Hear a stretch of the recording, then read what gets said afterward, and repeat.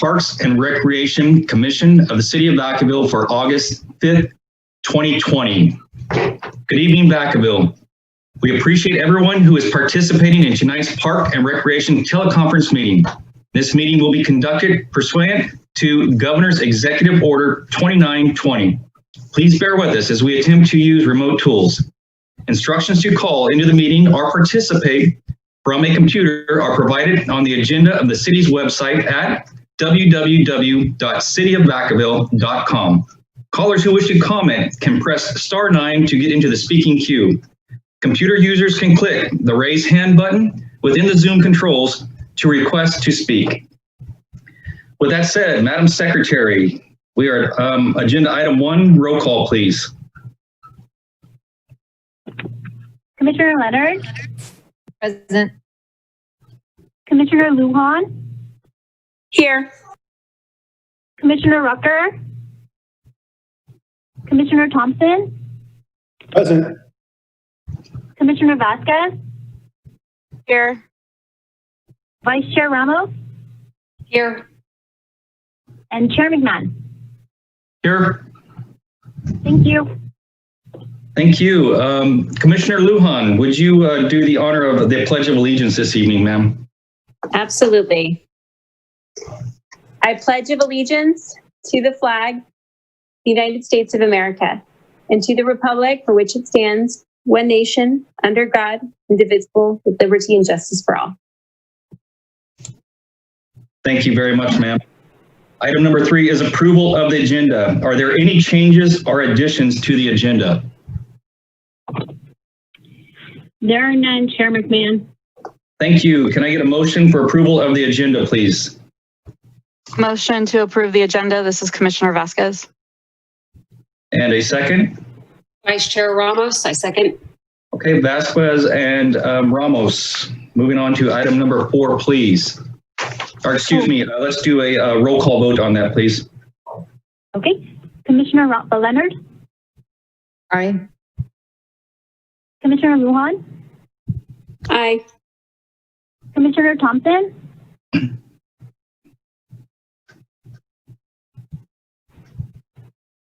Commissioner Thompson? I'm sorry, I was muted. Yes. Thank you. Commissioner Vasquez? Yes. Vice Chair Ramos? Aye. Chair McMahon? Yes. Moving on to item number 4, approval of the minutes. Are there any corrections to the minutes from the July meeting of July 1st, 2020?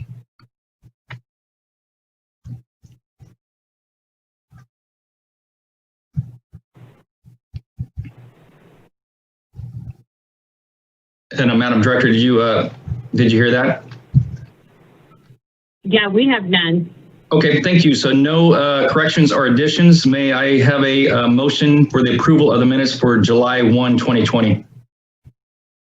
This is Commissioner Leonard. I motion to approve the minutes. And a second, please.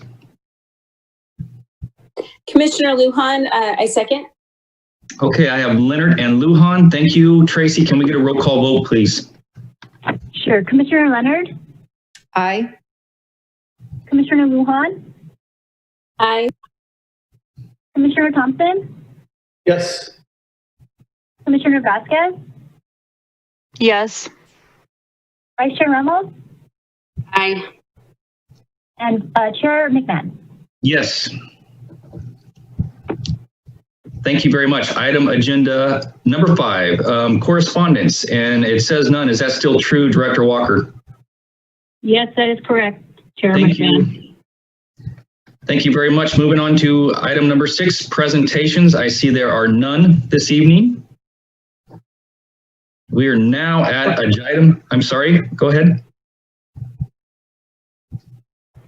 Okay, very good. We are now at agenda item number 7, business from the floor. This is a time to address the commission with issues that are not on the agenda that are within the commission's subject matter jurisdiction. Maximum 3 minutes per speaker, please. And Madam Secretary, do we have any hands raised? I have one Courtney, I will open your mic now.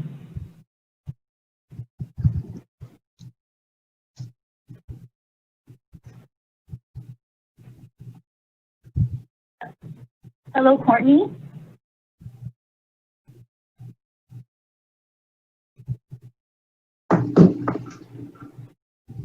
Hi, Courtney, can you hear us?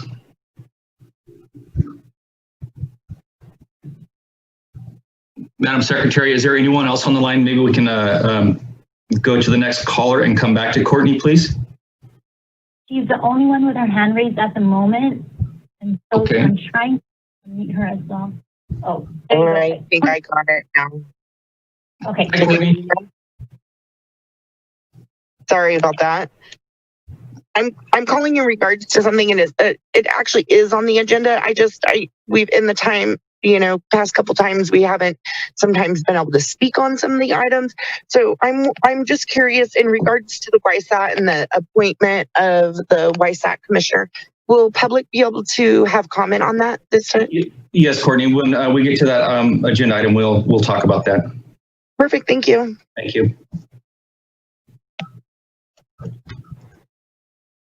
Madam Secretary, any other callers on the line? No other callers, Chair. Thank you very much. We are now at agenda item 8, business. And Director Walker, I'm going to give you the honors tonight. If you could introduce item 8A, please. Thank you, Chair McMahon. Tonight, Park Planner Jim Simpson will be presenting the Alpaca Park Master Plan update. This item was brought to the Commission at the March 4th meeting for review and comment. It was also presented to the community at a public meeting in February. In addition to Jim tonight, we have Kurt Nichols from the firm of Carlisle Macy, who will also participate in the presentation. Carlisle Macy was the consultant for the original plan, so they're very familiar with the site and the original plan. So at this point, I'm going to go ahead and turn it over to Jim.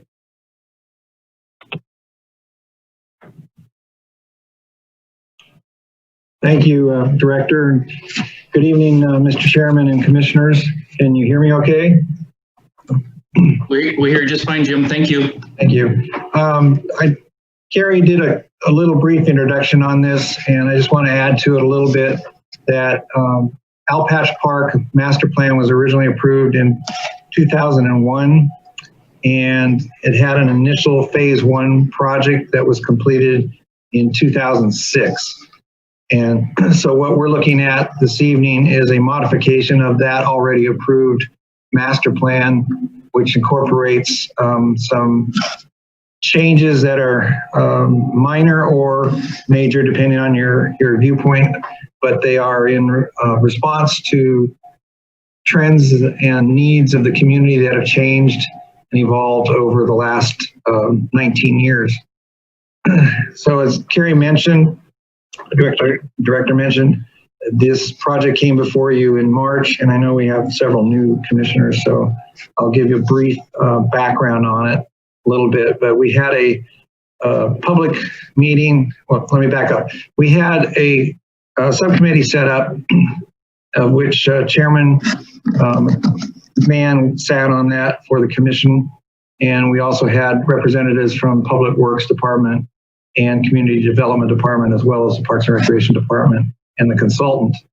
And the point and purpose of that committee was to review this at interim stages prior to going to the public and prior to bringing it before the full commission. So we had 2 in-person meetings. We exchanged email review comments, and then our last meeting, most recent meeting, was a Zoom meeting, again, to go over the changes that were occurring in the master plan based on the comments we had received from the public and the commission in March. And what we have before you this evening is an updated version of that draft master plan, and we are asking for your review and consideration of approval for this. I'd like to turn it over to Kurt to actually go through the master plan, and he'll point out some of the differences between the original 2001 master plan and this current master plan. I would like to point out as well that Carlisle Macy was involved with the development and approval of the original master plan as well as the phase 1 construction project. So Kurt, if you are available. I am. You take. I am. All right. If Tracy. Thanks, Jim. Chair McMahon and commissioners, can you hear me okay? Yeah, Kurt, we've got you loud and clear now. There was a little bit of an echo there, but I think we resolved that. Thank you. Okay. Hopefully, yeah, let me know if we have technical issues, but otherwise I'll proceed. So it's my honor and privilege to be with you this evening and to have had the pleasure to work on not only the original master plan and the phase 1 development, but this master plan revision that we're reviewing this evening. Tracy, could you go to the next slide? Thank you. So this is the master plan that we're proposing, the revised master plan. It may be a little hard to see, but the areas that are kind of, let's say a little bit blurry, not outlined with dark black lines, which are primarily in the upper left corner of the plan, which would be the northwest. Those are that's the existing phase 1 development, which is primarily the 3 softball fields. There's also some new items I'll talk about that don't exist yet that are part of this master plan update. But essentially phase 1 constructed the 3 softball fields, the restroom concession centered in the area between those, as well as the parking that runs along the north and westerly side that comprises about 161 parking spaces currently. Phase 1 also included natural turf soccer football field and all-weather running track that's down in the lower left corner, the southwest corner of the site. And I think maybe what I'll do is, Tracy, if you can go to the next slide, I'll just kind of run through the list of what's in the existing and proposed master plan, then we'll come back maybe and look at the plan. So the existing master plan called for 5 lighted softball fields, and the proposed revised master plan before you this evening would remove one of those softball fields. We'd have a total of 4, but essentially keep the 3 we have now, and there would be one new lighted artificial turf field that would be a combination field with not only softball, but also soccer, rugby, lacrosse. So it would be a multi-use field. The natural turf football, soccer field with the all-weather track and bleachers that I mentioned, that remains and is in both plans.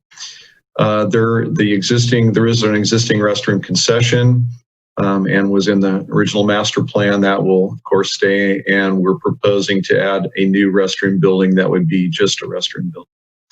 There is a children's play area in the original plan, and we're keeping a children's play area in this plan, but we relocated it. I'll show you in a minute from where that was.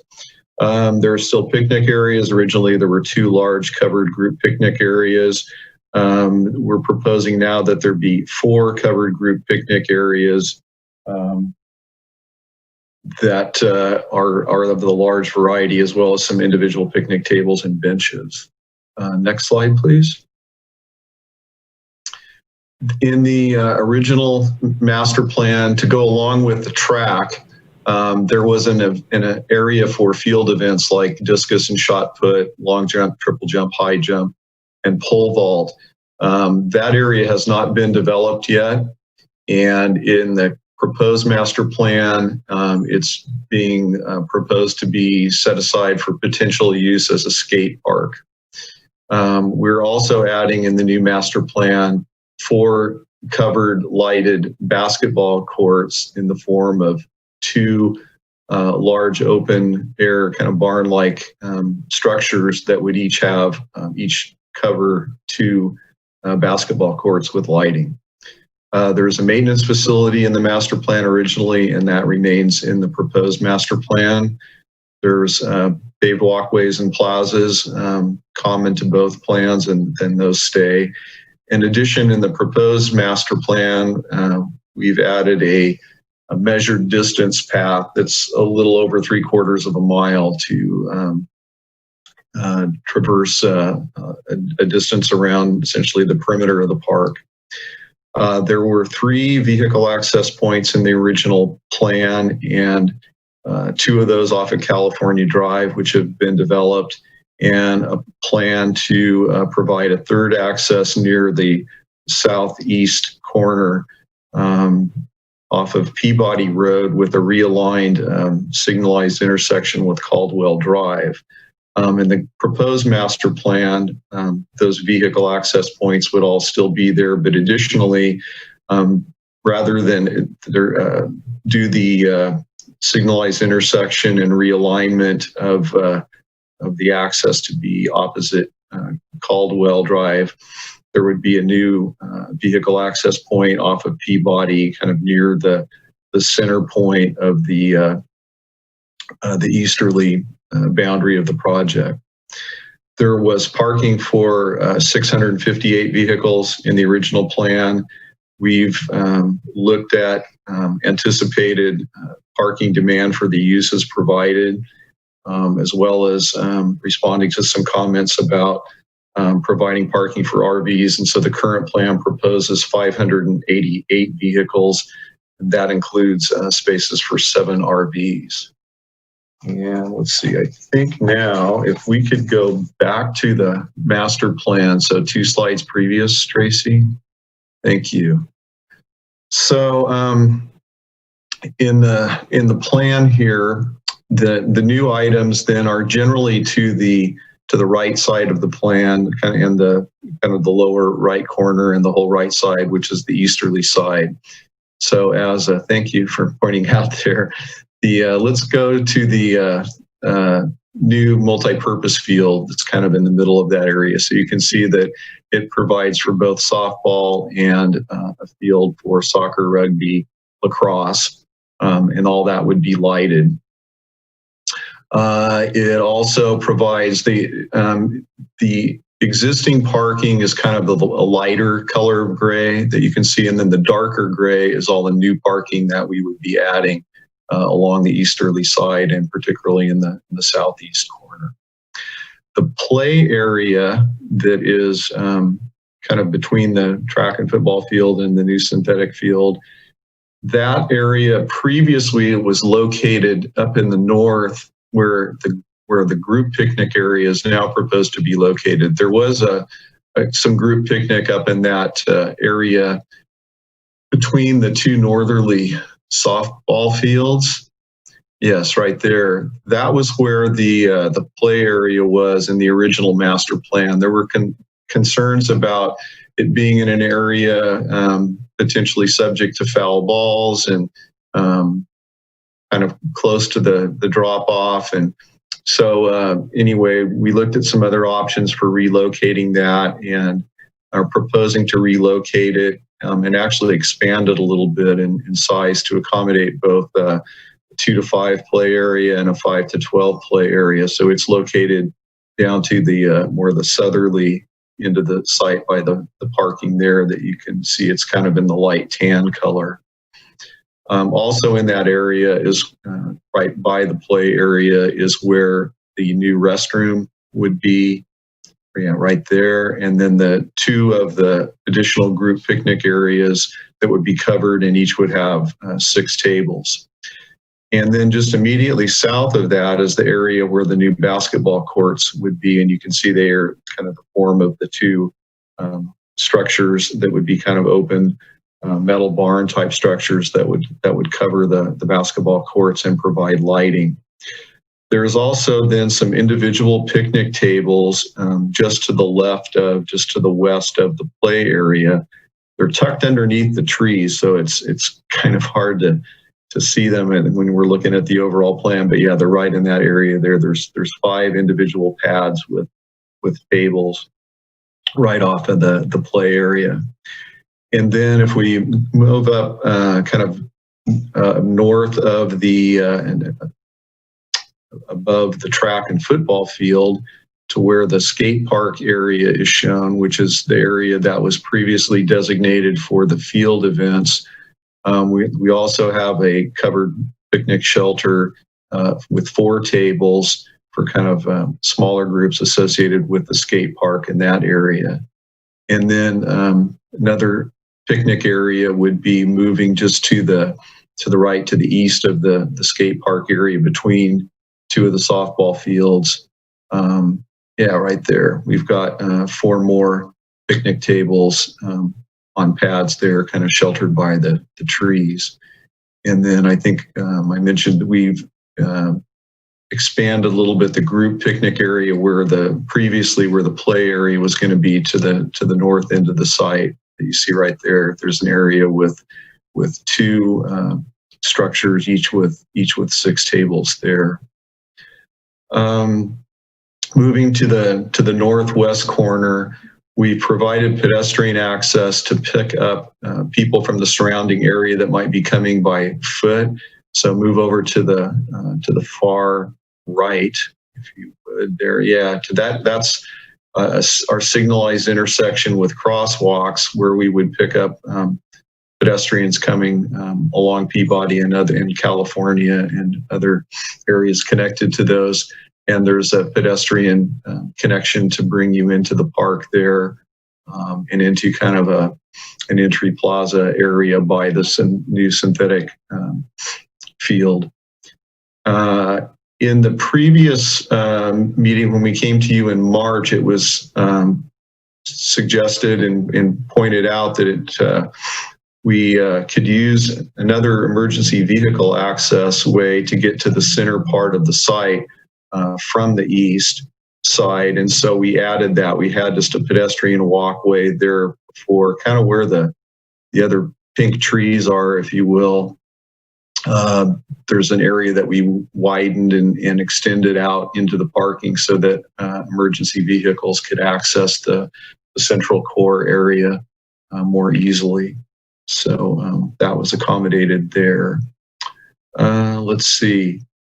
The parking in the southeast corner has a drop-off area that provides access to fields around the center core there.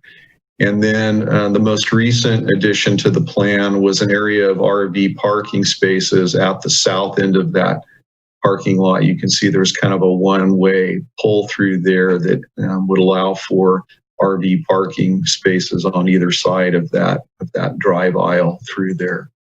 And I think that covers kind of what we've got in the plan, where it's located.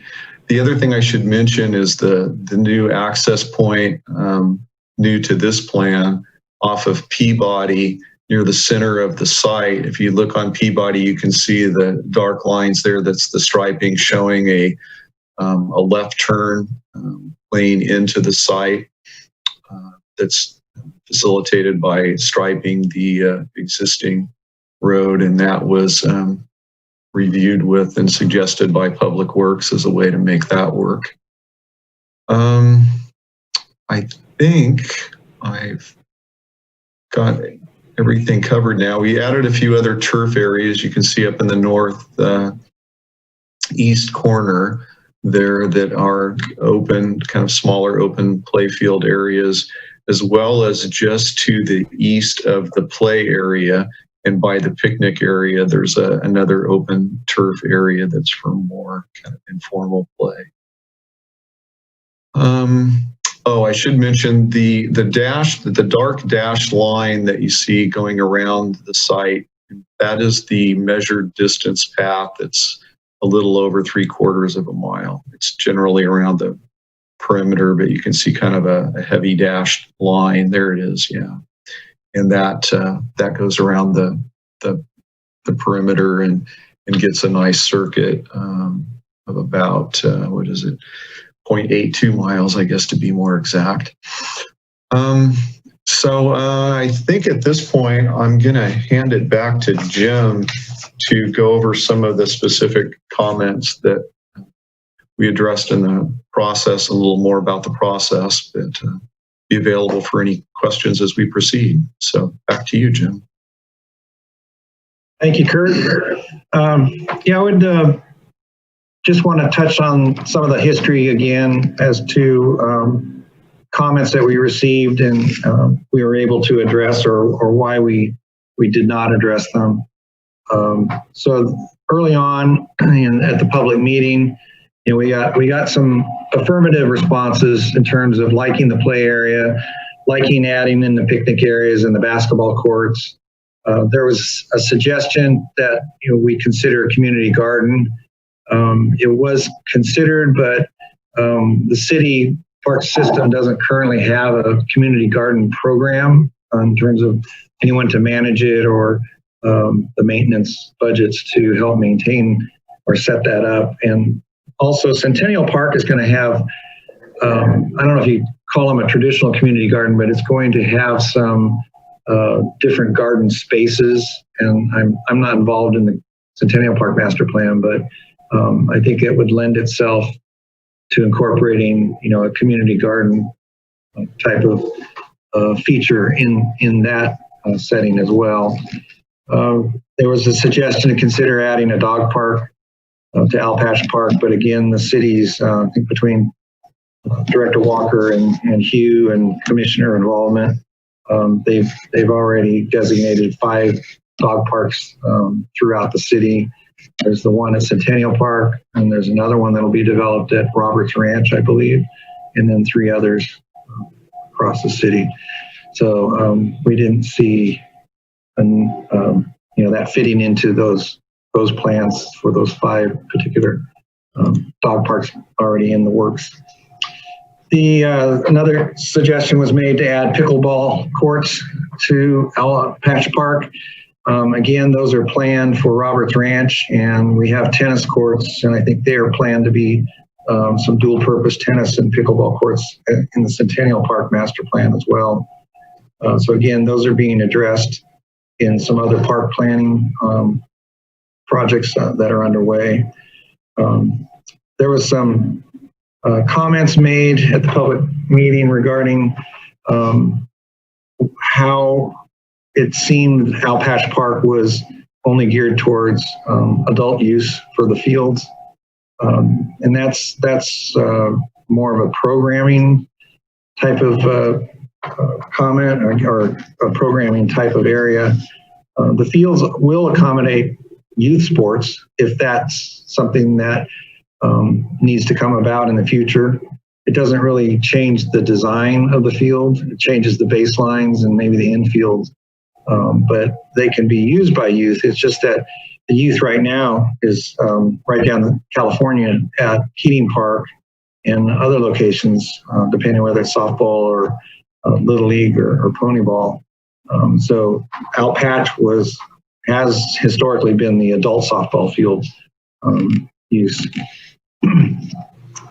We didn't see a design response to that per se. That would be something that might change in the future in terms of program and league use. Then if you can go on to the Tracy, can you go on to those slides? I'm sorry. Yeah, it's the next one. One more slide. Oh, should be another slide there. Yeah, that one. Oh, yeah, that's it. Sorry. And so again, the question was raised, will it be, will the natural grass fields remain? And yes, all the natural grass fields that are there now, both the football field and the softball fields will stay grass. We're just looking at using artificial turf for the multi-use field that'll be able to accommodate softball, soccer, lacrosse, rugby type of uses. Again, the artificial field lends itself to be programmed and used much more. It can be used in more inclement weather. It can be used in the wintertime. It'll be lighted at night, so it can be used in the winters with the earlier darkness as well. So by doing the artificial turf field, it'll be available for use much more than a natural grass field would be. and it'll hold up to the use as well from a maintenance standpoint. I did receive emails and voicemail calls from the neighborhood to the north of California because they have historically had issues with particularly tournament events, people parking in their neighborhood. And it's a fairly small, compact neighborhood, and that really impacts them when they have people coming for a tournament parking in that area. Didn't receive any comments that I know of from anyone off of the Caldwell Drive neighborhood. But again, we're adding as much parking as we can, except for what we don't need for that unplanned for softball field. And we're adding some RV spaces, which was a commissioner comment back in March. And then we also have been talking with the traffic engineer and public works department regarding the realignment and signalization of Caldwell, because that was included in the original master plan approvals, which was a use permit. And in discussing it with them, it's not really something, a park, it's not needed for the park. It's needed to control traffic on Peabody Road and Caldwell Drive. And so they are pursuing that realignment and signalization, but it's going to be financed out of transportation development funding and not out of park impact funds. And that was a nice way to get some win-win for everybody, I think, in that sense. And then we were asked, it was suggested, and Kurt mentioned it, it was suggested that we add an additional maintenance or emergency vehicle access into the center of the park from that eastern parking lot, which they did incorporate into this master plan graphic. I think if there's this point, I think we are open to questions. Tracy, if you want to bring the plan graphic back up. Perfect. Thank you, Kurt and Jim. I will remind the commission and the public that this agenda item 8A is an action item tonight, and we are voting on the approval of the Alpaca master plan. So the plan that has been presented tonight is what we are voting on. And with that said, again, thank you very much, Jim and Kurt, for the presentation. And I do appreciate that you included the public's comments on that from our public's meetings. That helps. And at this point, I will open up for comments from the commission.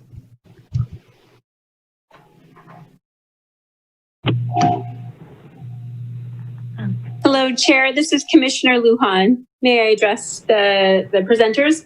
Yes, please. Thank you. Sorry, I have my hand up. So I actually just thank you for that presentation. I just wanted to ask quickly for, as you're pointing out the dashes across that shows where people will be walking around the park. So where it ends right at the track and football field, if let's say they park in that parking lot right there, and they start on that trail and go all the way around, would they be able to easily access that trail again, or that park is it connected? Yes. It's kind of hard to see, so I think Tracy's got her hand there on it follows that. It follows all the way around there. It's kind of hard to see in the trees. Is that address your question, or are you? Yes, thank you. So okay. So I see where Tracy was having the arrow. It's connected right there. So right. Yeah. There's walkways all around that, as well as between the basketball courts and connecting to the play area. So yeah, our goal is to try to keep it pretty interconnected. Great. Thank you, sir. Sure.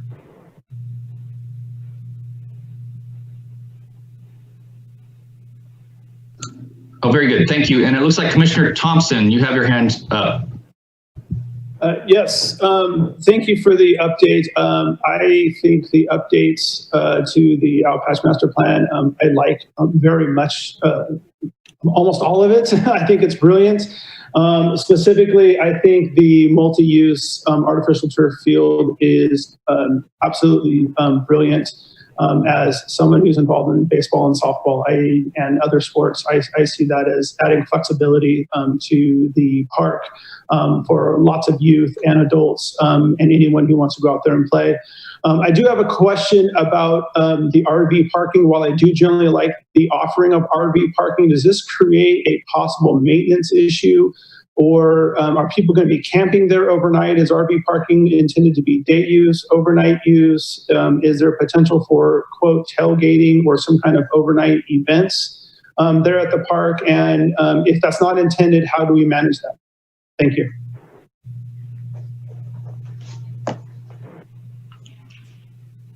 Carrie, you have an answer more specific, but I would think that most of that is taken care of either through existing ordinances or through specific tournament agreements that would be worked out through the department and city attorney's office. It's not intended for overnight camping. And if you have a multi-day tournament, I don't know how the city has dealt with that at other locations where there's a multi-day tournament with people coming in their RVs. Okay. But does Carrie or even Reggie, do you have a better answer on that? Because you've worked with tournaments, I believe. Yeah, Jim, you're absolutely correct. Currently, the municipal code doesn't allow camping in city parks, city facilities. There may be potential exceptions on rare occasions that at the discretion of the city manager's approval. But typically, yes, those would be for day use. A lot of times, when teams come to participate in tournaments and if someone brings an RV, it's a great place for them to congregate and, just hang out as a team. We do know that people who are traveling distances for tournaments, there is a desire a lot of times for folks to bring an RV.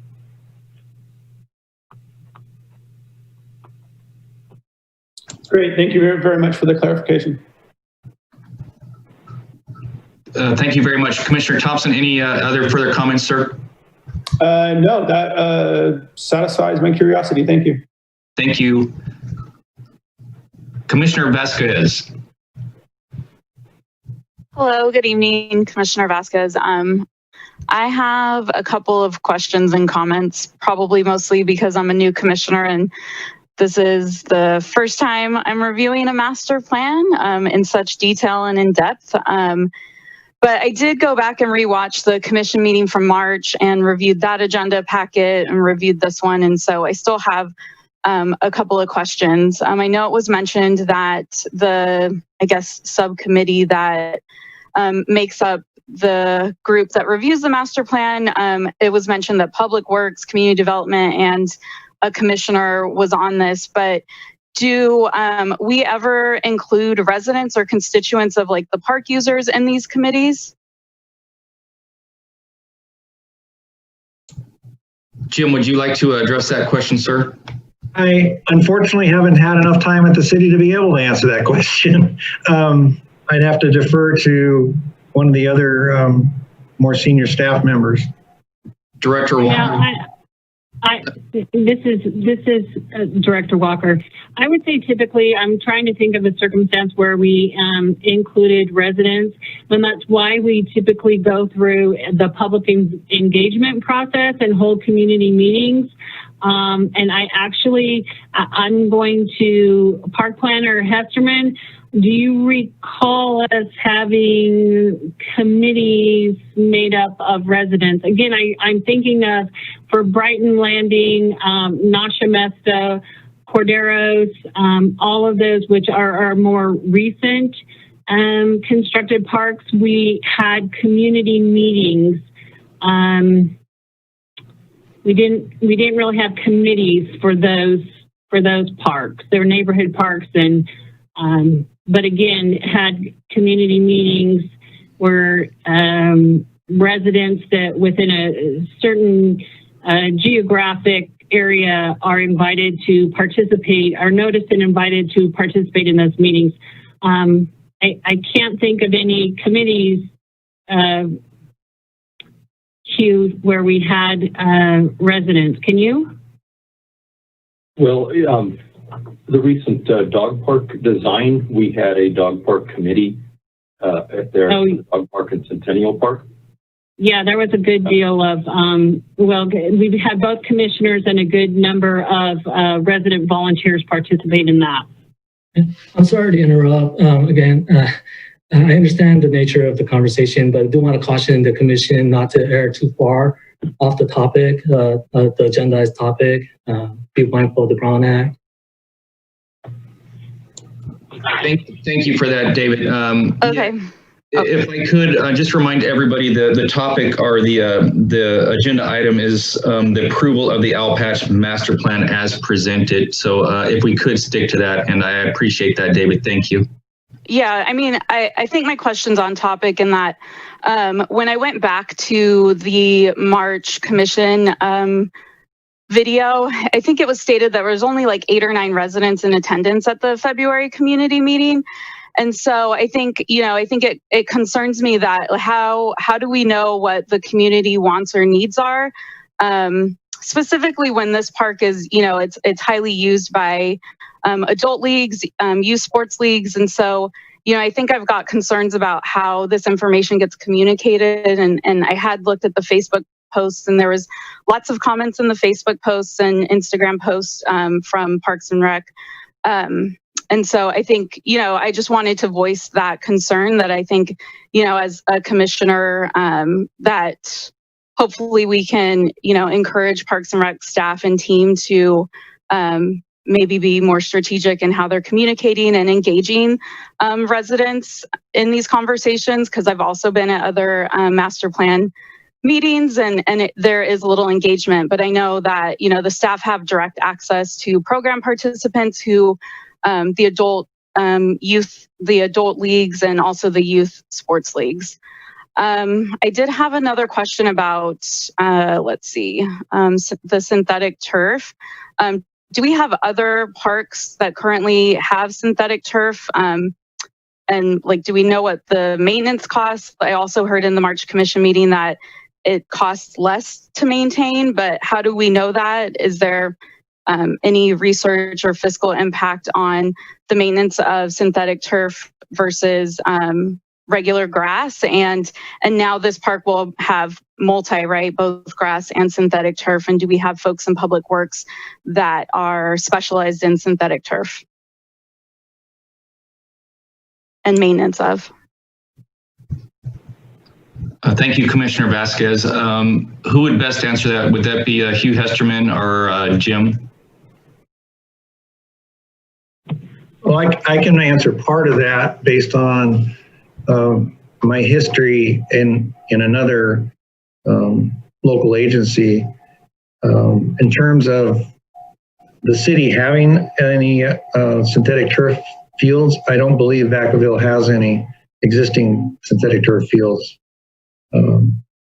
But the maintenance on it is, one misconception is that they have no maintenance, and that is absolutely untrue.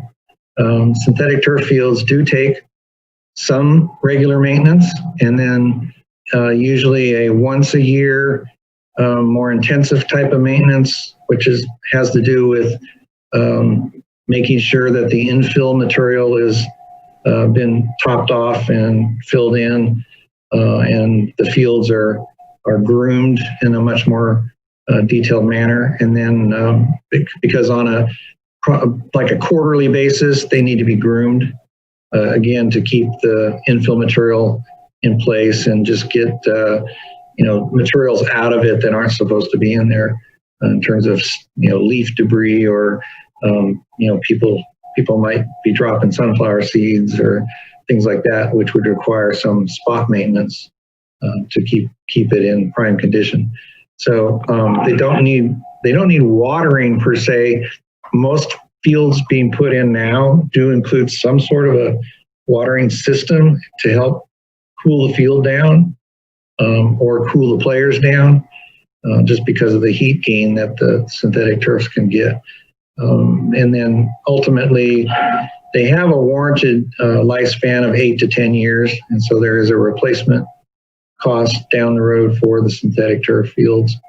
But again, you're not having to irrigate them or fertilize them or mow them. So it's not so much that you save a lot of money in maintenance to offset the cost of replacement down the road.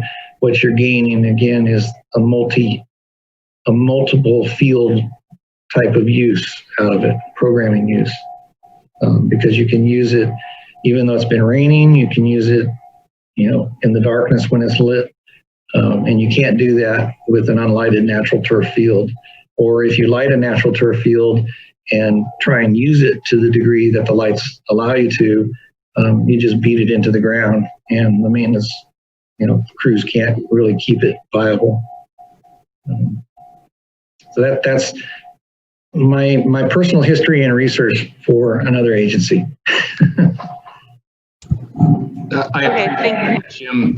Commissioner Vasquez, does that satisfy your question, ma'am? Yeah, I have a few more questions though.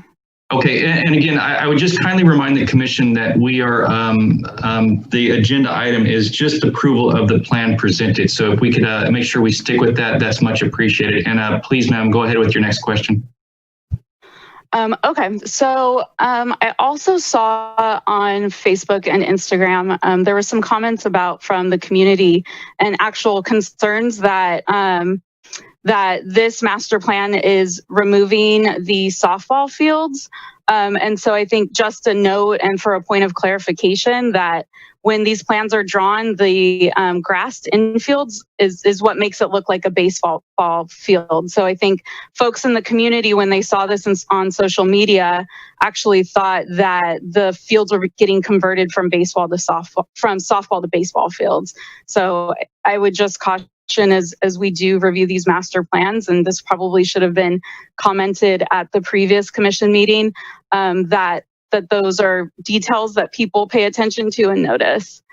My other comment is about the skate park, more so what happens to that space if and when the Three Oaks plan is reviewed and revisited, and for whatever reason the skate park is not taken out of that plan. What happens to the Alpaca master plan? Does it come back to us to review that specific section for a different type of development? And I guess before someone answers that, I'd also just like to go on the record that I think that, there's a huge safety concern, I think, as a parent myself, that if I had kids going out, traveling down California Drive, or crossing on Peabody, which I think we will get, a lot of kids crossing unsafely from Southtown to this park over Peabody, trying to use the skate park. And I think also, it disenfranchises the community of kids that currently have access to the skate park over by Three Oaks. And, they won't, if that park is eventually removed, they wouldn't have access to that. And I know that Commissioner Rucker had also mentioned at the March Commission meeting that, potentially encouraging use and space for that as field and events. So my original question, just going back to what happens to the master plan should and if when that skate park that's allocated for the skate park is not in use for the skate park, does the master plan come back to us?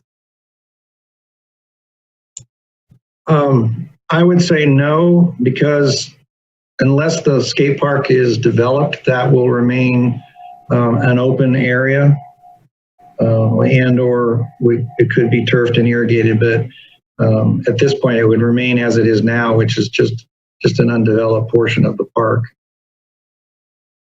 That would be my quick answer on that. So I don't think it would need to be remaster planned. I mean, it's at some point, if the park is built out other than for the skate park, then yes, you might want to remaster plan it to take the skate park out. If it's obvious that that's not going to occur, I'm talking whatever, 10, 15, 20 years down the road. Thank you for that, Jim. Commissioner Vasquez, any further comments or questions, ma'am? I mean, I guess that answers my question somewhat. I guess more so, is there then a formal process when, you know, like just like this master plan is being revisited from the original that had a different design, if that skate park doesn't go in, does the commission revisit it? And I think, Jim, I mean, you addressed that, and you know, if you want to talk about that again, Jim, if you can maybe clarify again, sir. Yeah, so that's a slightly different answer, I guess. So what would necessitate the commission to reevaluate, readjust, modify the master plan again in the future would be some changes in the recreational needs of the community. You know, there might be some. It's similar to lacrosse and rugby. Those really aren't identified in any agency's, you know, master plans from 10 years ago or even less. So there might be another recreational trend that comes along, and this undeveloped section of Alpaca Park might be a good location for that. You know, there are those kinds of community changes that would justify reevaluating a park master plan again at some point in the future. I think, you know, undeveloped parkland, undeveloped developable parkland, you know, is at a premium. So if you have a large, I think that's about a ½ acre area. If you have a larger area of parkland that's could be developed for something and it hasn't been, then those are ones that you're going to be, you know, from a commission, from a staff level, you'll be looking at in the future for some of those as yet unidentified uses, or for something that's, you know, just because of the changes in the need of the community for that particular development, you know, might lend itself for consideration. Thank you. I think that's some of my concern about the master plan is like that space is just allocated kind of like what if sort of maybe if the Three Oaks skate park is you know, removed. And so, you know, I have a little bit of concerns about approving a master plan that has just kind of like a what if item in there that could, like you said, if it's a ½ of an acre, could be allocated to an actual park needs to be met right now. And again, with my concerns with safety and having, you know, kids on skateboards, you know, running or, you know, skating down California Drive Peabody, I'd have some strong reservations. Thank you. Thank you, Commissioner Vasquez. Any further comments, ma'am? No. Thank you. Commissioner Leonard? Thank you, Chair McMahon. Seeing the basketball and rugby and soccer and play care and the tables and the walking paths and RV all being incorporated into this proposed revision is actually really great to see such a broad variety of uses for community members in the city. So that's nice to see. Quick question is with the revisions, does the track still remain an all-weather track? That was something that wasn't clear in the presentation. Yes, the track remains as an all-weather track with the natural turf football field. Thank you. And then also from the lens of a new commissioner, I really appreciated the comments that you received from the public. It helps for us to approve a plan. It's nice to know the history. So thank you for including those comments. It would be helpful moving forward if we could include things like ways that community members could provide feedback, all the different avenues that they had, how many people participated in that, as well as the comments, because that helps us kind of fill in. I do understand that often when you don't have a lot of public engagement and comments, it's because the public isn't really concerned. They're happy with the plan and they don't feel like they need to weigh in. So I understand both of that, but that might be helpful for us new commissioners to get some background and really understand how we engage the community in the feedback. But overall, I think the new changes are really great. That's all I have. Thank you. Thank you for your comments, Commissioner Leonard. Any other commissioner comments at this time? Very good. At this point, I would like to open it up for public comment, Madam Secretary. Okay, we have Courtney Whitaker. Courtney, I'll unmute you now. Hi, thank you again. In regards to the master plan, I have a few questions, wanting to know why is the newest one, sports complex in Vacaville being revamped right now before the older ones that are in desperate need of upgrades are being redone. I know that they're in the works, but this field and complex isn't very old for one. And then my next question is in regards to the softball fields. There is a high demand for softball fields. And personally, last year we attempted to try to bring a second softball league to the city of Vacaville.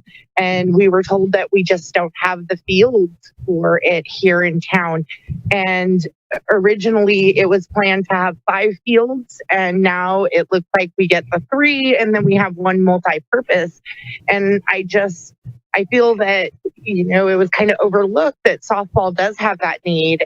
This year, our league alone in Bobby Sock had over 360 registrations. And if we could bring another league and more competitive, I can just only imagine how many more kids would get out there and be active. And then my question as well, I heard Commissioner Vasquez mention in regards to the field. Will the softball utility field be a dirt infield? Because it shows that it's going to be turf or grass. I guess it's turf is what they're choosing.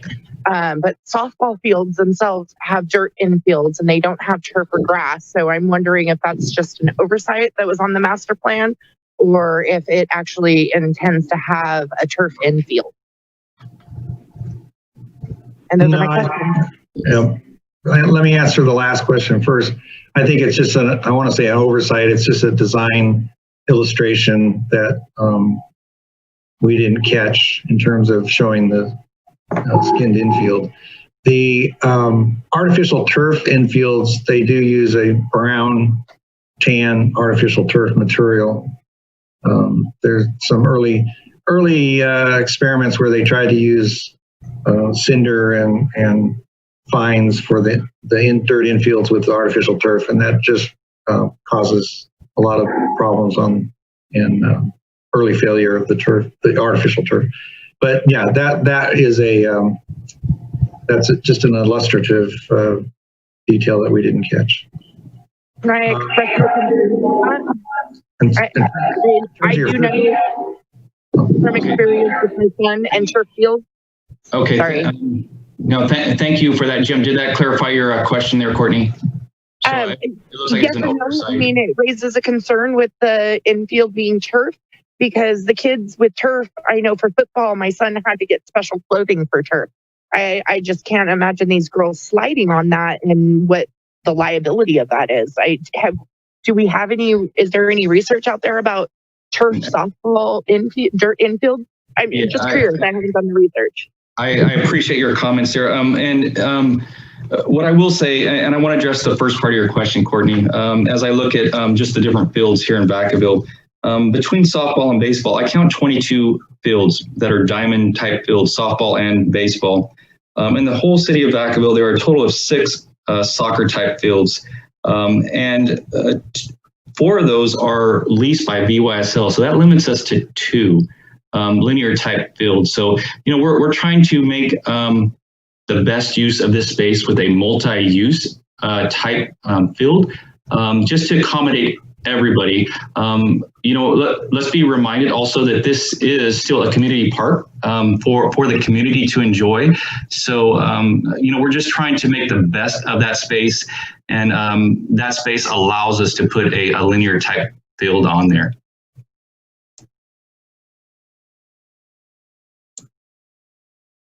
Okay, I hope that answers your question, Courtney. Madam Secretary, any other callers on the line, please? I have no one else. Okay, with that said, I would like to move forward and for any additional commissioner comments regarding the approval of the Alpaca master plan as presented this evening. Any other commissioner comments at this time?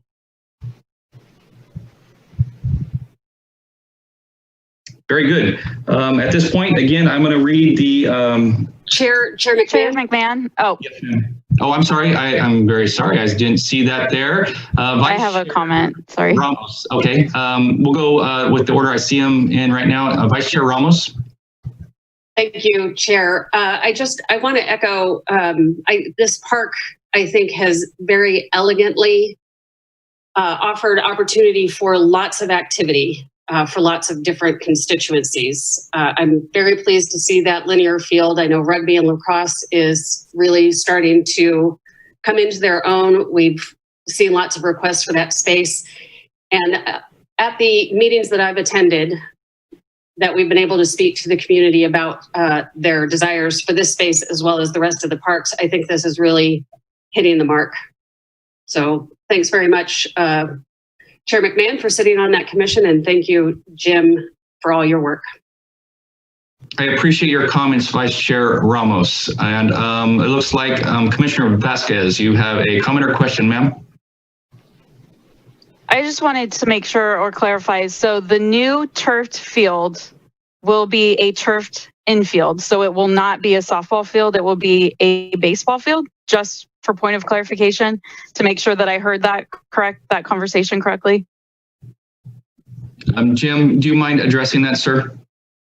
You're talking about when you say turf, you're referring to the artificial synthetic turf?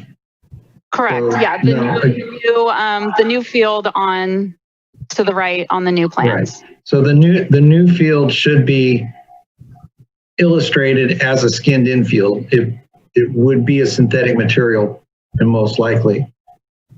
So the green that you're seeing for the infields will not be any kind of grass or green turf material. It'll be laid out as a softball field. Okay, thank you for that clarification, because I thought I got confused in the conversation that you just had with the public. So to confirm, it's a softball field. It's a softball field with synthetic material for the infield, usually. Again, that's a detail that we haven't, gone down the road for, but the trend is that they do the synthetic softball fields, all synthetic. Thank you for that, Jim. Any further comments, Commissioner Vasquez?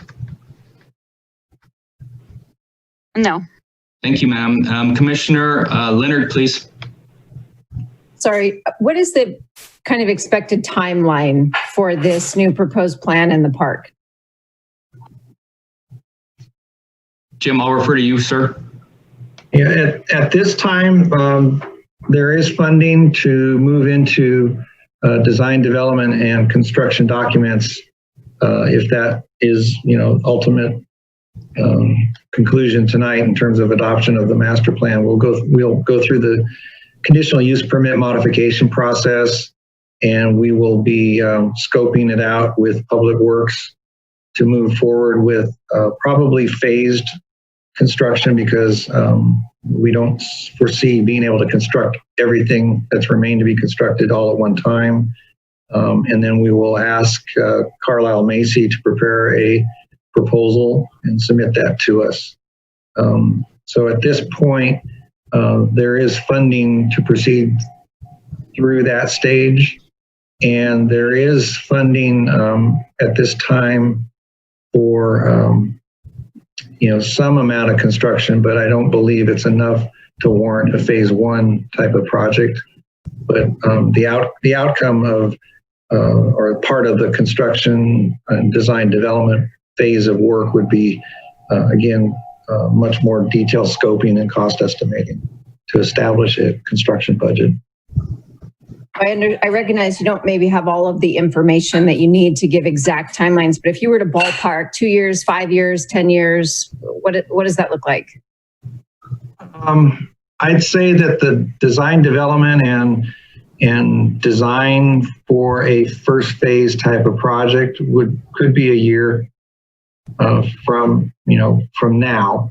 It wouldn't necessarily be a year process, but we still have, like I said, we have a modification of the use permit to get through, and some other, administrative approvals.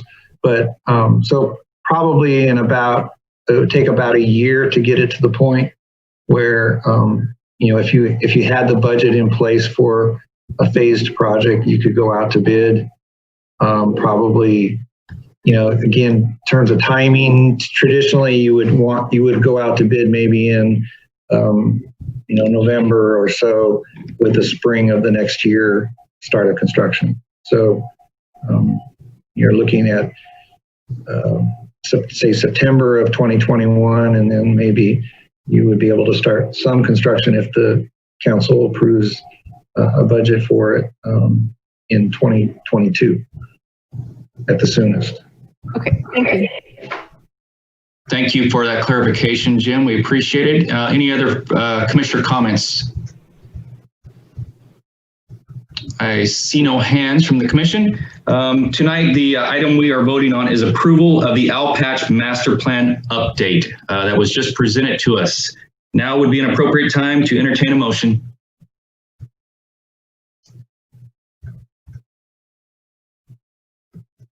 This is Commissioner Leonard. I move to approve the master plan to recommend to City Council for approval. Thank you very much. We have a motion on the floor, and I'm looking for a second, please. This is Commissioner Thompson. I move for a second. Okay, we have a motion by Leonard and a second by Thompson. At this point, Madam Secretary, roll call vote, please. Commissioner Leonard? Aye. Commissioner Lujan? Aye. Commissioner Thompson? Yes. Commissioner Vasquez? My vote's going to be no based on my reservations. Vice Chair Ramos? Aye. Chair McMahon? Yes. Thank you. Okay, the motion passes 5-1 vote. Moving forward to item number 8B. Director Walker, would you do the honors of introducing 8B, please? Sure. Thank you, Chair. I'd like to start with a little recap of our journey to date. So, there we go.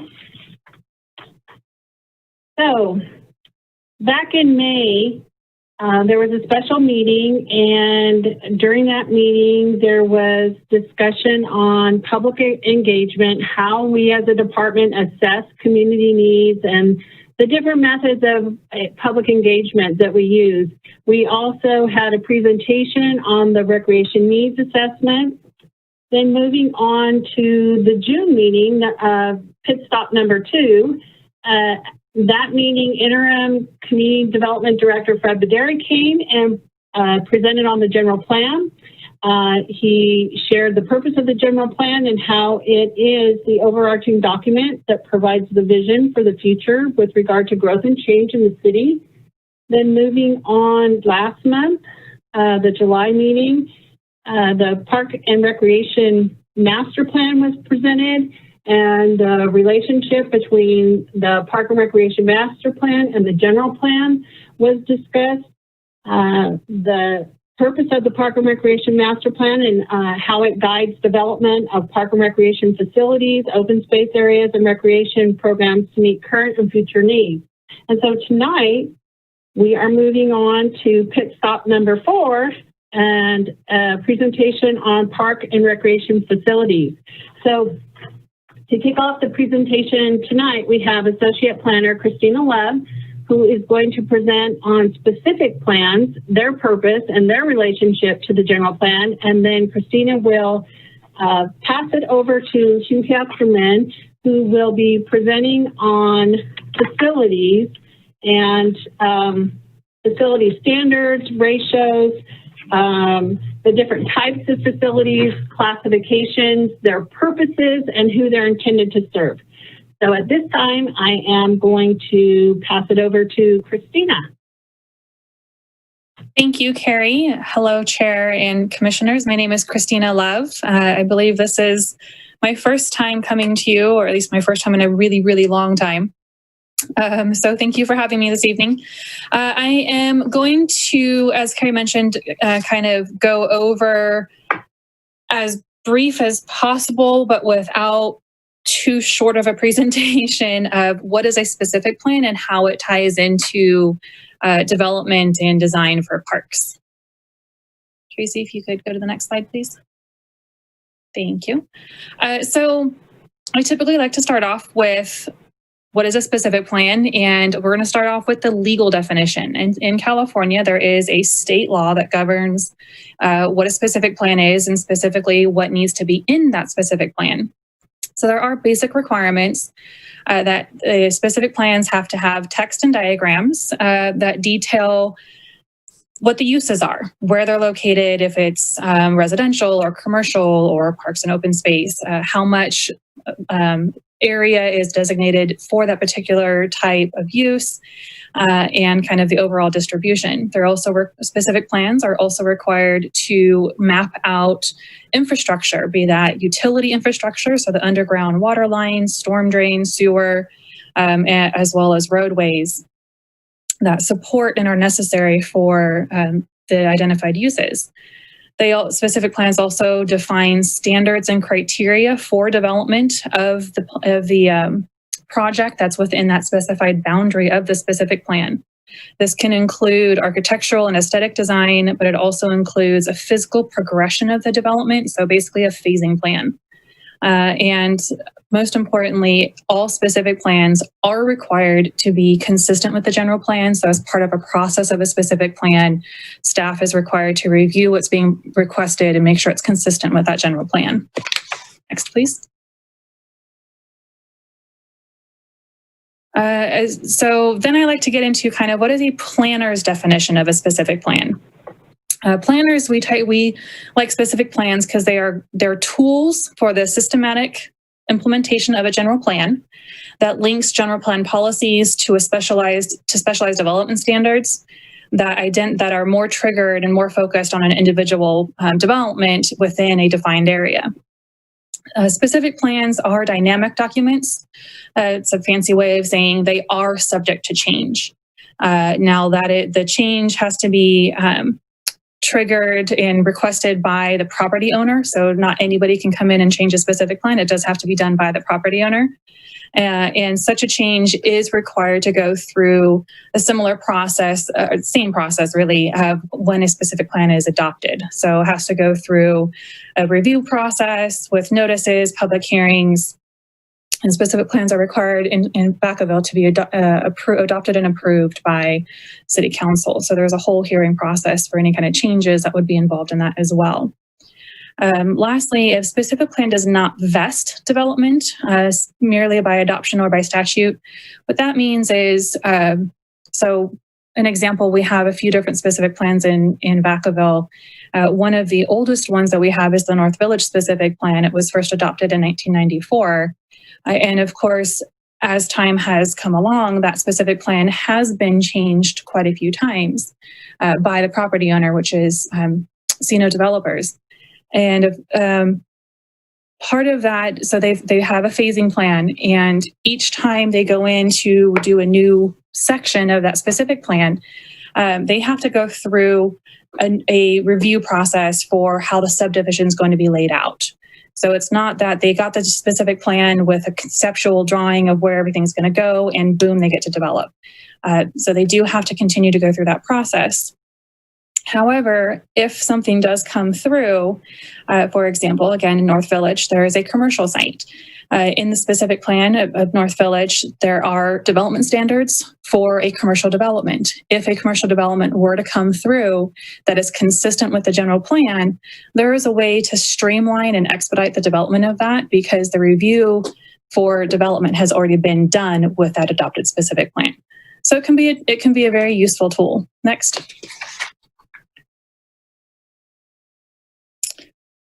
I also like to add what is, in simple terms, what is a specific plan? Well, simply put, it is a planning document with specific and detailed policies and standards for any development within a defined boundary.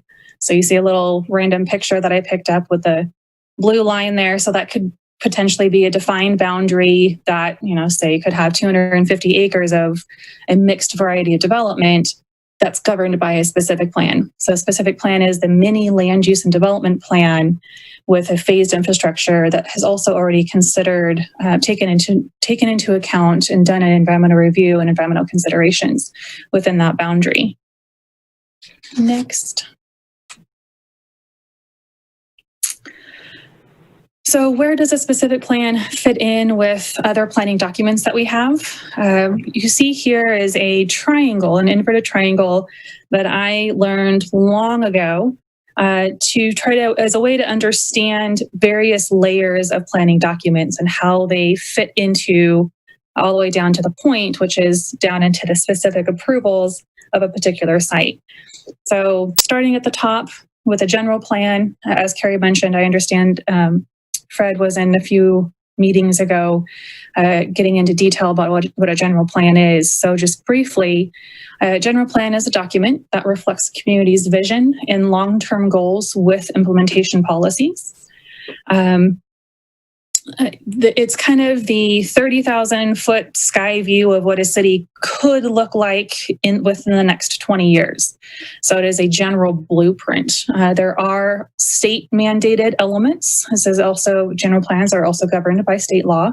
So there are a minimum of 7 elements required. You have land use, traffic circulation, housing element, conservation, open space, noise, and safety. Some general plans can include other elements, but these are the minimums required by state. Our current general plan was adopted in 2015. Next. Moving down to the next more narrowed layer of the triangle is the zoning, or more precisely, the zoning map. Zoning is the process of dividing land in a municipality into zones in which certain land uses are permitted or prohibited. Typically, zoning law states that what is listed inside a zone, if it is not listed in there as far as a use, it is prohibited by omission. So general zoning categories that we have include residential, commercial, industrial, I apologize, there's supposed to be a comma there, commercial, industrial, agricultural, community facilities, and parks. Zoning must also be consistent with the general plan land use element. And next. The next layer down gets into the land use and development code, which is also generally referred to as the zoning ordinance. Chapter 14.09 of our Vacaville Municipal Code is where the land use and development code lies. It defines land uses in terms. So could be, is it an accessory dwelling unit, or is it an accessory structure? Is it single family detached residential, or is it a townhouse? There are multiple different types of land uses and terms, and they are identified in that code, in that portion of our code. Also includes the administrative process, which is the general review of how different projects are done, whether it is a staff level review or a planning commission review or a city council review. It depends on the elements and level of the type of project that's being requested. I apologize. Also includes development standards for a site. These are, because they are citywide, development standards tend to be more generalized, and they're open and what we call objective standards because they are citywide standards. Land use and development code also defines what land uses are permitted, what land uses are conditional, and here again, prohibited by omission. So in a residential neighborhood, you could have low density residential, you could have a permitted single family detached house. You may not, it could be a conditional use for a duet, but it would be prohibited to have a drive-through in the middle of a residential area. Again, these are generic and objective standards as they are adopted citywide. Next. So now we're going to get down into that point where a specific project approval would be. And I apologize, I broke my cardinal rule on this slide. I have this thing about less is more on slides, but I wanted to try to create a somewhat comprehensive picture in your mind of how a typical project would run through. So as an example, property owner wants to build a new residential subdivision on 150 acres inside the city limits. They come forward with this plan into the planning department. And again, so it has to be a property owner. And as staff, what we're required to do is look at this project proposal and compare it to all of the layers of regulation and rules that we have adopted in the city of Vacaville. So we start at the top layer, general plan designation. Could be that it's designated for multiple densities of residential, but it also has community facilities, which is typically required for parks or potentially drainage detention basins. Zoning would say that this particular site also is currently zoned to include low density and medium high density residential, as well as a required neighborhood park. Next, we get into the land use and development code. For each of those areas, for the residential, what is the specific design standards? What size lots do they have to be? What's the setbacks? Also includes what the street widths have to be. How is the parking?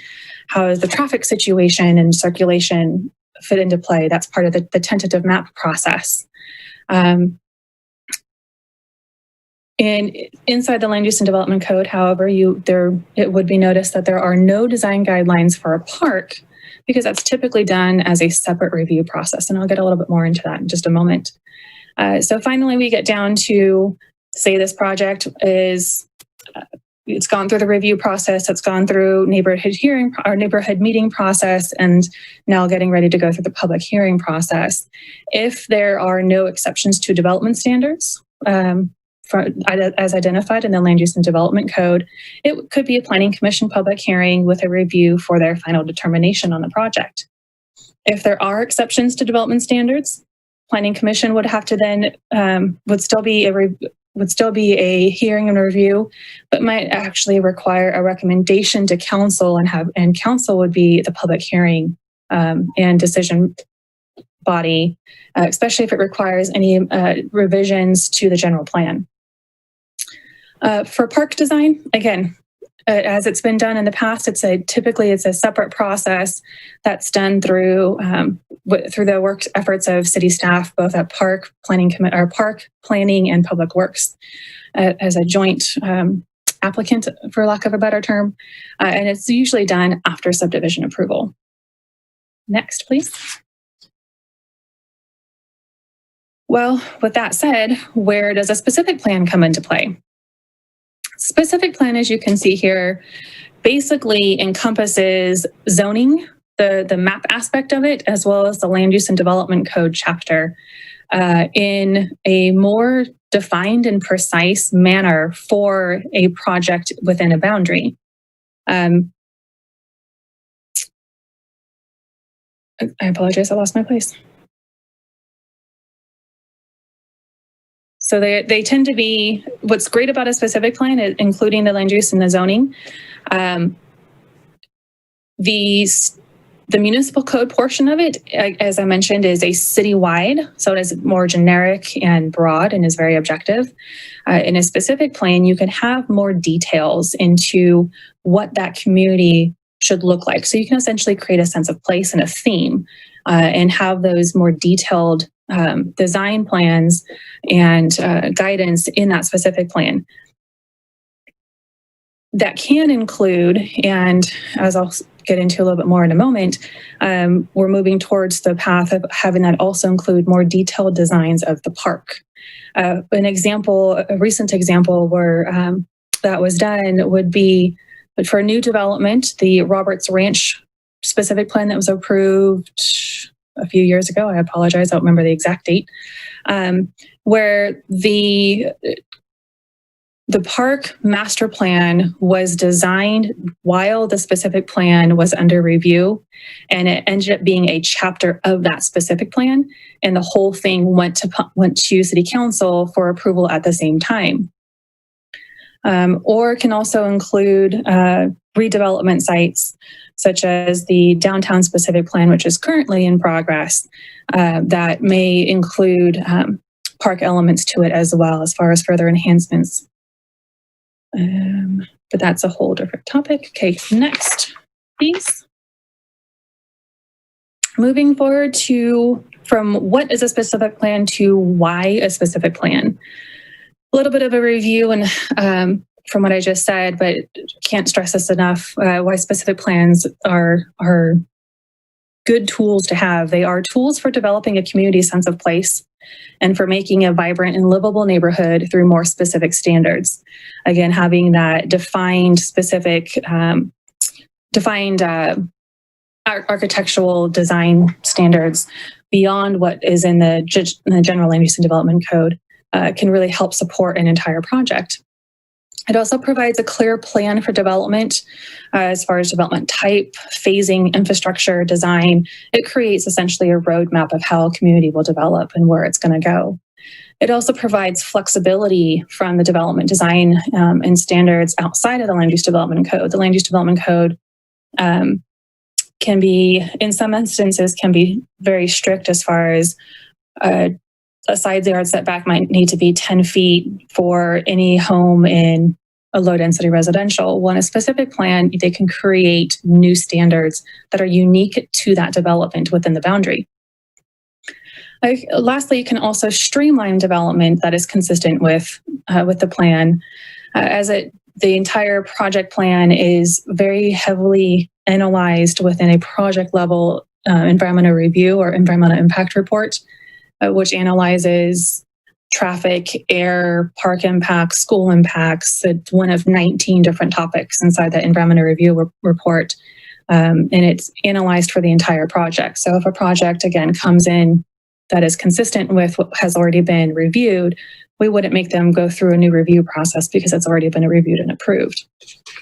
And this can, as I mentioned before, include parks. So next. Where do parks come into play? Again, I know Fred went into more detail about general plan already, and I understand that right after me, Hugh will also go into more detail about the park element of the general plan, but the general plan does have a required park or a parkland goal that also determines that each new residential development is supposed to be within a certain distance of parkland.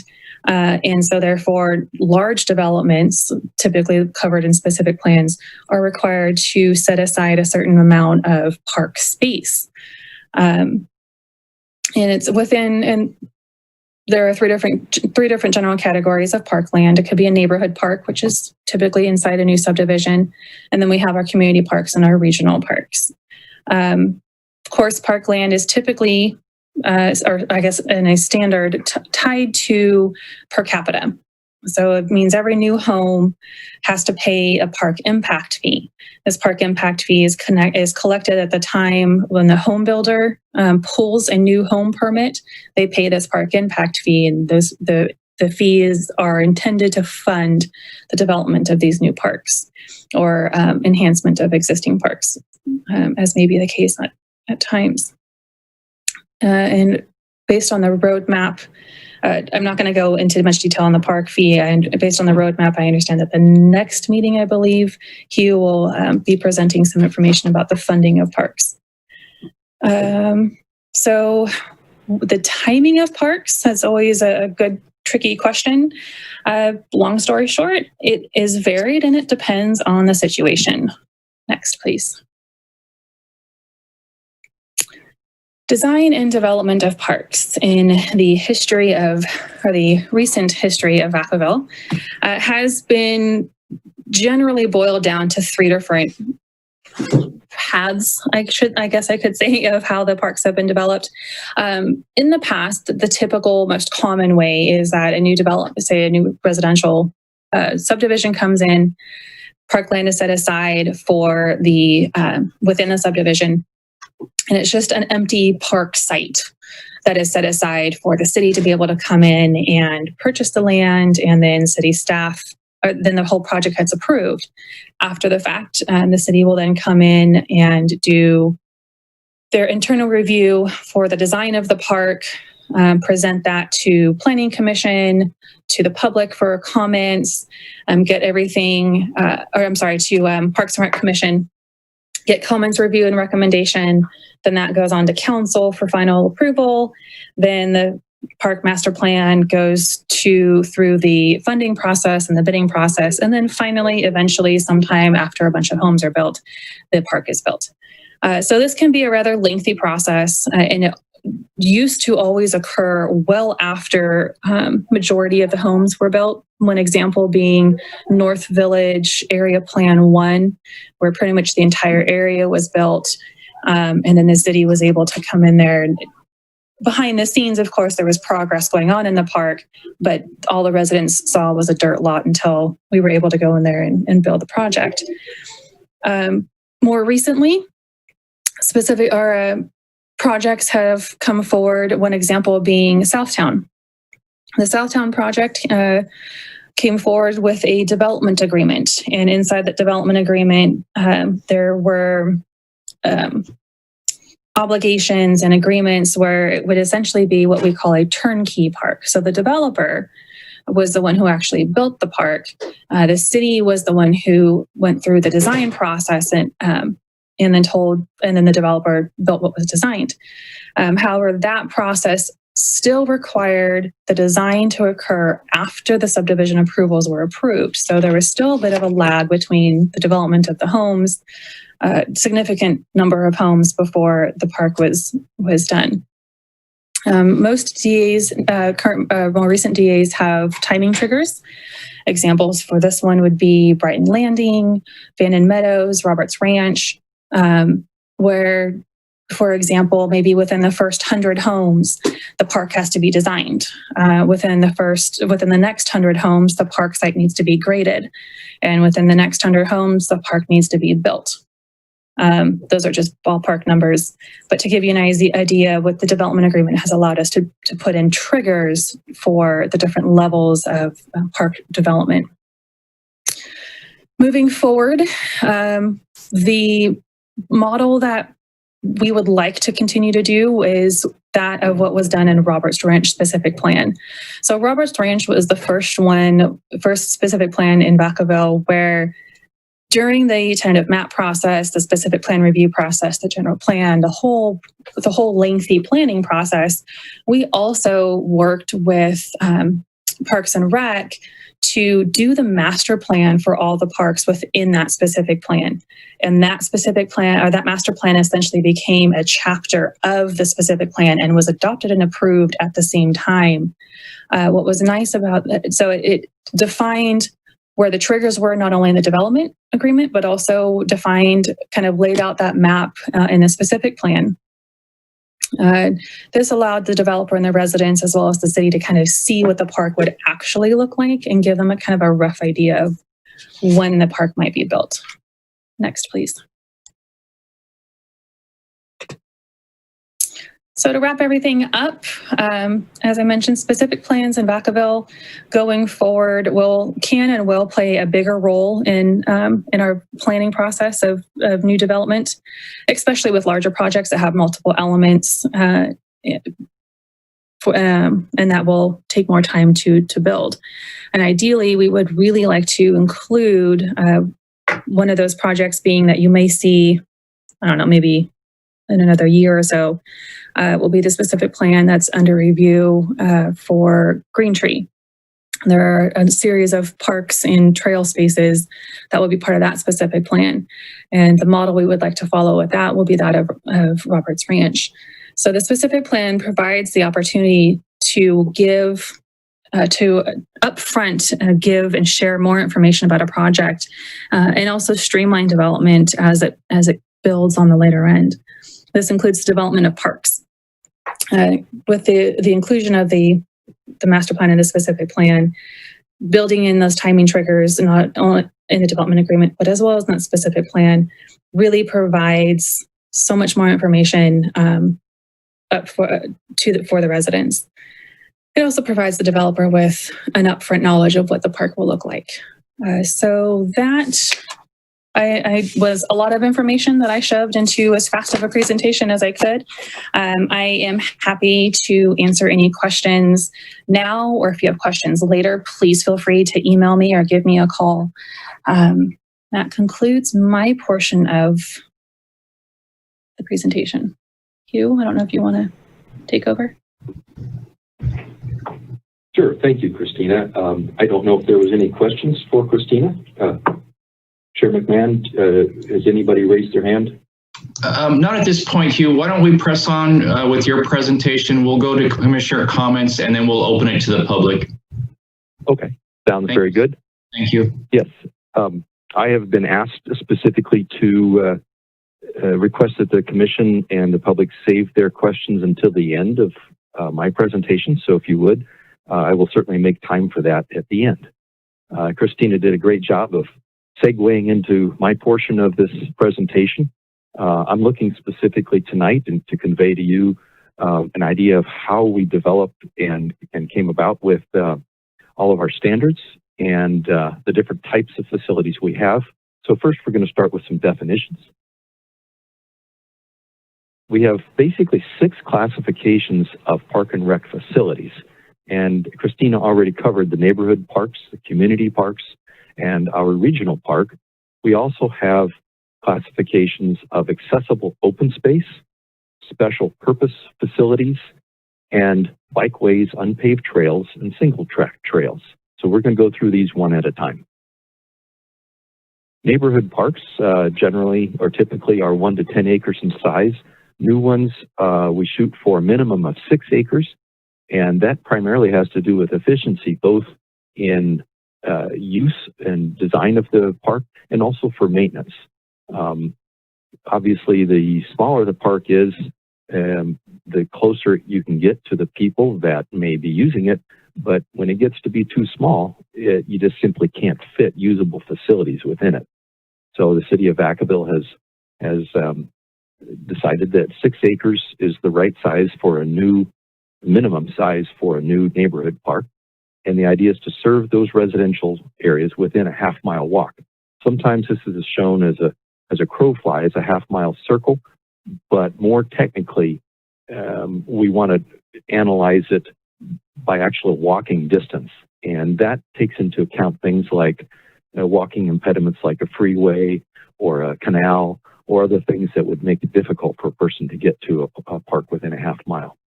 Neighborhood parks are also oriented, the design is generally oriented toward the recreation needs of children. So playgrounds, open turf, and picnic type facilities are almost always found in a neighborhood park. And then you might go from there and try to add in some court facilities or other things. Next slide, please. Here's a few photos of those things that I described. A little bit of open turf there for running and playing. The playground itself is a very important component, and some simple picnic facilities as shown at the Corderos Park. Next slide, please. Community parks are our next category.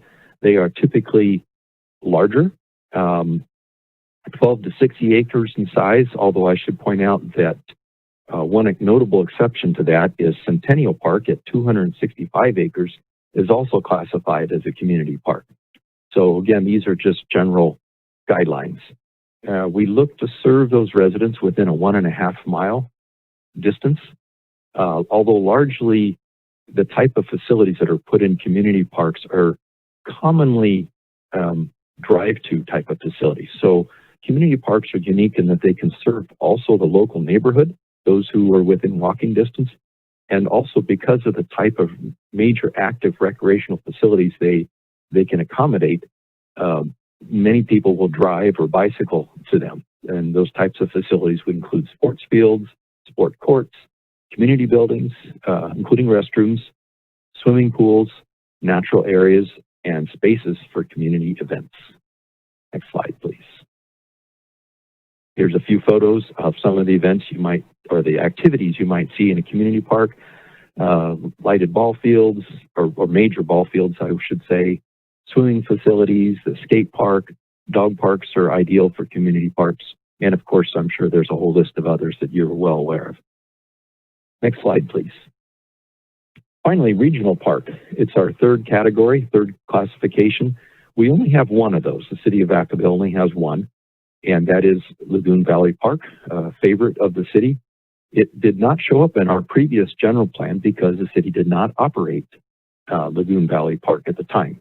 However, that now is the responsibility of the city, so we are fortunate to be able to classify it as part of our recreational facilities. And very typically, regional parks are classified as having large nature-themed activities, and they're designed to serve the city's entire population and beyond. For example, at Lagoon Valley Park, our surveys have indicated that about 40% of those coming in through the front gate are non-residents of Vacaville. The second bullet points out that typically you would have natural environment in these types of parks with related activities such as picnics, events, hiking, biking, and equestrian trails. And Lagoon Valley Park is also home to many other things. Next slide, please. And some of the activities, you see the archers on the right there. We have our aero modelers field. We have the dog park. We have the disc golf course. Peña Adobe is now, the historical area is encapsulated within our regional park as it was envisioned since the 1960s. So there's a lot of things that can go on in a regional park. I should point out that the regional park itself is not, it does not include the miles of trail that are located in the surrounding hills. And I will get into a little bit more detail on that later, but just so you know, our regional park is 314 acres, including the land at Peña Adobe. Next slide, please. Accessible open space. Now, the city of Vacaville currently has, I think, 828 acres of accessible open space. These are lands that are publicly owned and available for public access with very limited types of recreational uses.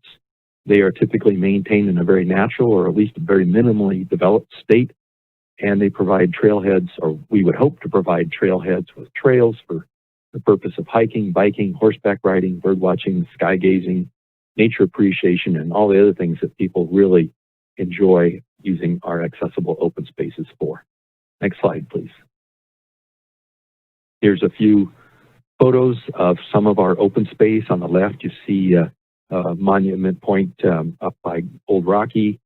Bottom left is the at the bottom of the antenna there, Laguna area, and then off to the center is our Pioneer Grave up above Peña Adobe, and on the far right, I'm accompanied by a couple of my children up near Old Rocky in the Calgary or Glen Eagle open space. Next slide, please. So here's a map of the city's accessible open spaces. I don't expect that you can see all the detail in this, but I've asked Tracy to point out to you with her cursor the three major areas. So in the kind of the northwestern portion of town where her cursor is right now, that is the Glen Eagle open space at the bottom, and above it is the Calgary Park and Recreational Preserve. That's one very large contingent of open space. Then down below that, Tracy, if you would flow down, thank you. That is the Eastern Hills open space that is where most of our, I would call it, nearly formalized trails are located up above Lagoon Valley Park. And then finally, we have the Southern Hills in Lagoon Valley, which are also adjacent to Lagoon Valley Park or near it. And those are very seldom used at this point because we have no trails, no trailheads, no formal access. Those are the three primary areas of large open spaces within the city. But as you can see scattered throughout, there are also many others, such as the Alamo Creek, where the Alamo Creek Bikeway is. the Lattice Creek Bikeway, and several others. Next slide, please. Special purpose facilities. Those are typically buildings or other large facilities that are dedicated and shared use spaces for recreational programs, usually operated by the city. They meet the needs of a certain sector of the population, and many of these facilities are located within the boundaries of a park, but they don't necessarily have to. Next slide, please. A few examples are our senior center, McBride, and then our Three Oaks Community Center. Off to the right, upper right corner is Ulatis Community Center. Bottom left is our Georgie Duke Gymnasium, and in the center is our skate center where our Vacaville gymnastics program exists. And the bottom right, you can guess that's our pool at the Graham Aquatic Center. Next slide, please. Trails. This category is actually broken down into 3 types of trails. We don't categorize on-street bikeways within the trail system formally.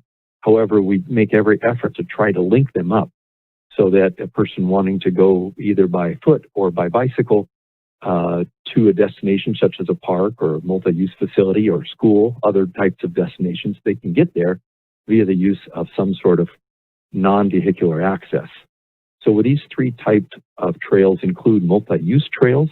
These would be paved off-street paths that serve cyclists, walkers, runners, skaters, and other non-motorized forms of transportation. The second category would be unpaved trails. These are unpaved trails that can often double as a maintenance road. They may be paved in the form of gravel or some other sort of surfacing, soft surfacing. They might just be dirt, but they do not qualify as formal bike paths per se, but can certainly be used by bicyclists and pedestrians, and also equestrians, which I should point out that most equestrians don't like riding on a hard surface because it's slippery. And then finally, the single track trails are unpaved trails that are more, they get back into the backcountry a little better, and they serve bike riders, hikers, equestrians that are interested in traversing more challenging terrain. We have some examples of each of those. So next slide, please, Tracy. Off to the left, you can see a single track trail, so named the Farrington Trail. And we have a set of scouts in the middle photo that are working on a tree protection project there, carrying T-posts up into the backcountry. And then on the far right, we have a formal paved bikeway. Next slide, please. Some of our bikeways, I won't list them all, but you can just kind of see them all. They are all hard paved surfaces. They generally conform to Caltrans standards for an off-street bikeway, and they will be paved with asphalt most often, with at least 1 foot, sometimes more gravel shoulder for safety. Next slide, please. The unpaved trails, as mentioned earlier, can be gravel surfaced. They can be dirt. They can be, those are the most common. They could be something else too. Here's a few photos of some examples that we have. The one on the left is the Antenna Road, the Lagoon Valley Antenna Road. In the center is a maintenance road and trail access through Centennial Park. And then on the far right, actually, it's the same path at the bottom, the trailhead, if you will, that leads up to the Lagoon Valley Antenna. Next slide, please. Next trail. We have single track trails. As you can see, these are not suitable for vehicular access. They don't function as maintenance roads or don't double duty as maintenance roads. They are usually more sloped, meaning that they cannot meet ADA requirements because just by their very nature, they have steep inclines, very rugged terrain, sometimes marked with hoof prints and sharp turns and other things.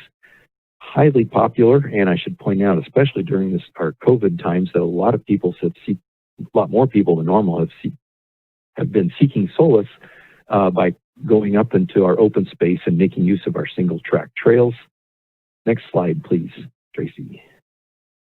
So our park service areas. Now we're segueing a little bit to looking at, I'm going to use neighborhood parks just because it's the simplest example. Our neighborhood parks are what I would call the building blocks, the basic building block for providing park services in nearly any community. Most communities do have the category of neighborhood parks. I'll talk a little bit more about that later. But at this point, I wanted to show this map that illustrates in orange the areas that are residential development that are not within a half mile of a neighborhood park. Now, in the shaded green circles, there you can see the one in the northwest corner, and then there's one straight down. Those two areas, I'm going to go into a little more detail. We're going to zoom into those, and I'll explain how those are developed. Next slide, please, Tracy. So we're looking in particular at the one that was on the bottom right. This is the neighborhood park in Brighton Landing, now named Nasha Mesto Park. And the double orange circles illustrate a half-mile walking distance from the two southern corners of the park, the western corner and the eastern corner. And you'll see that this park serves all of Brighton Landing, and then also a portion of the subdivision to the south, which is called Roberts Ranch. So the folks that live within or will live within these circles ideally should be within a half mile of Nasha Mesto Park. And that park is at the bottom right. You see that it's actually, construction's nearly finished. We hope to open it in late 2020. Next slide, please, Tracy. Going up to the far north, and Christina mentioned North Village. Corderos Park was the neighborhood park that served Area Plan 1, which is south of this area, and North Village Area Plan 2, which has nobody living there yet. The specific plan is being modified for a number of reasons, which I'm not going to really get into at this point, but we could at some time in the future. But it also will have a neighborhood park to serve those residents, and you'll see that this circle, the green radius, easily serves the majority of the residents that will be living in North Village Area Plan 2.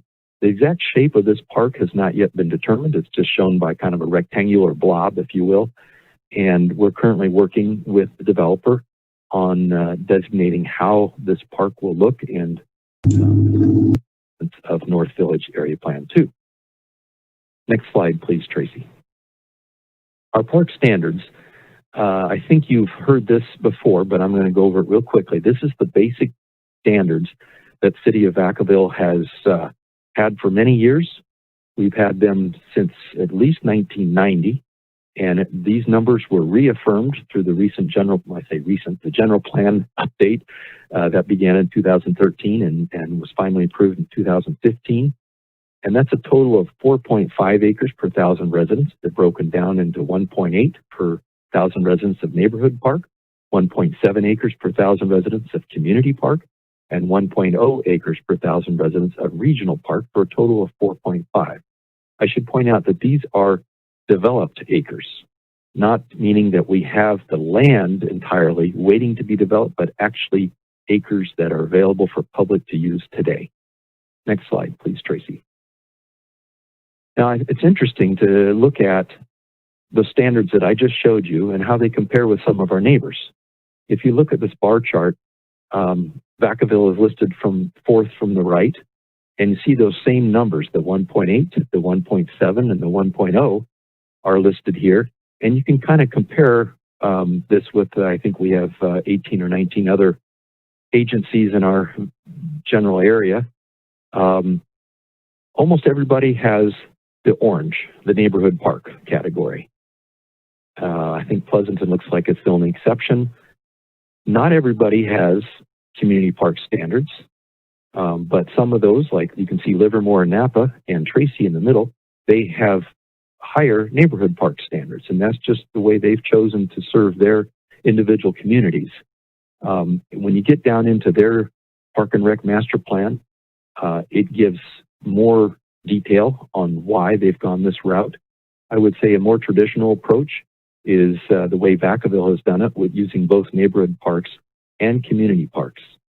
The green portions of these areas are very interesting. I'd like to go into a little bit of detail on these, just to explain how varied other agencies have. And I'll start with the Benicia on the far left. Their green area it shows another 10 acres per 1,000 residents, and that includes regional park, including Lake Herman Regional Park. So they've got a high standard for regional park. Then the city of Davis has a 0.2 acre per 1,000 resident standard for mini parks. And that's something, yeah, thank you, Tracy, that is unique to Davis, is that they've recognized their mini parks. We have some of those too, but we actually don't recognize them as parks if they're, much under an acre. Elk Grove, what is it, the fifth bar from the left? It has a extra acreage for regional park, 1.3 acres per 1,000 residents. And then 0.5 for special use areas that include parks or special use parks and sports complexes. That's what the 0.5 stands for.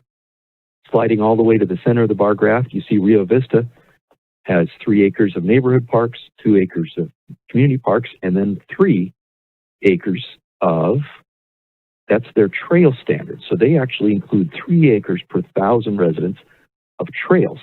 And they define that in an interesting way of saying that about a 1 mile of trail, 25 feet wide trail per 1,000 residents.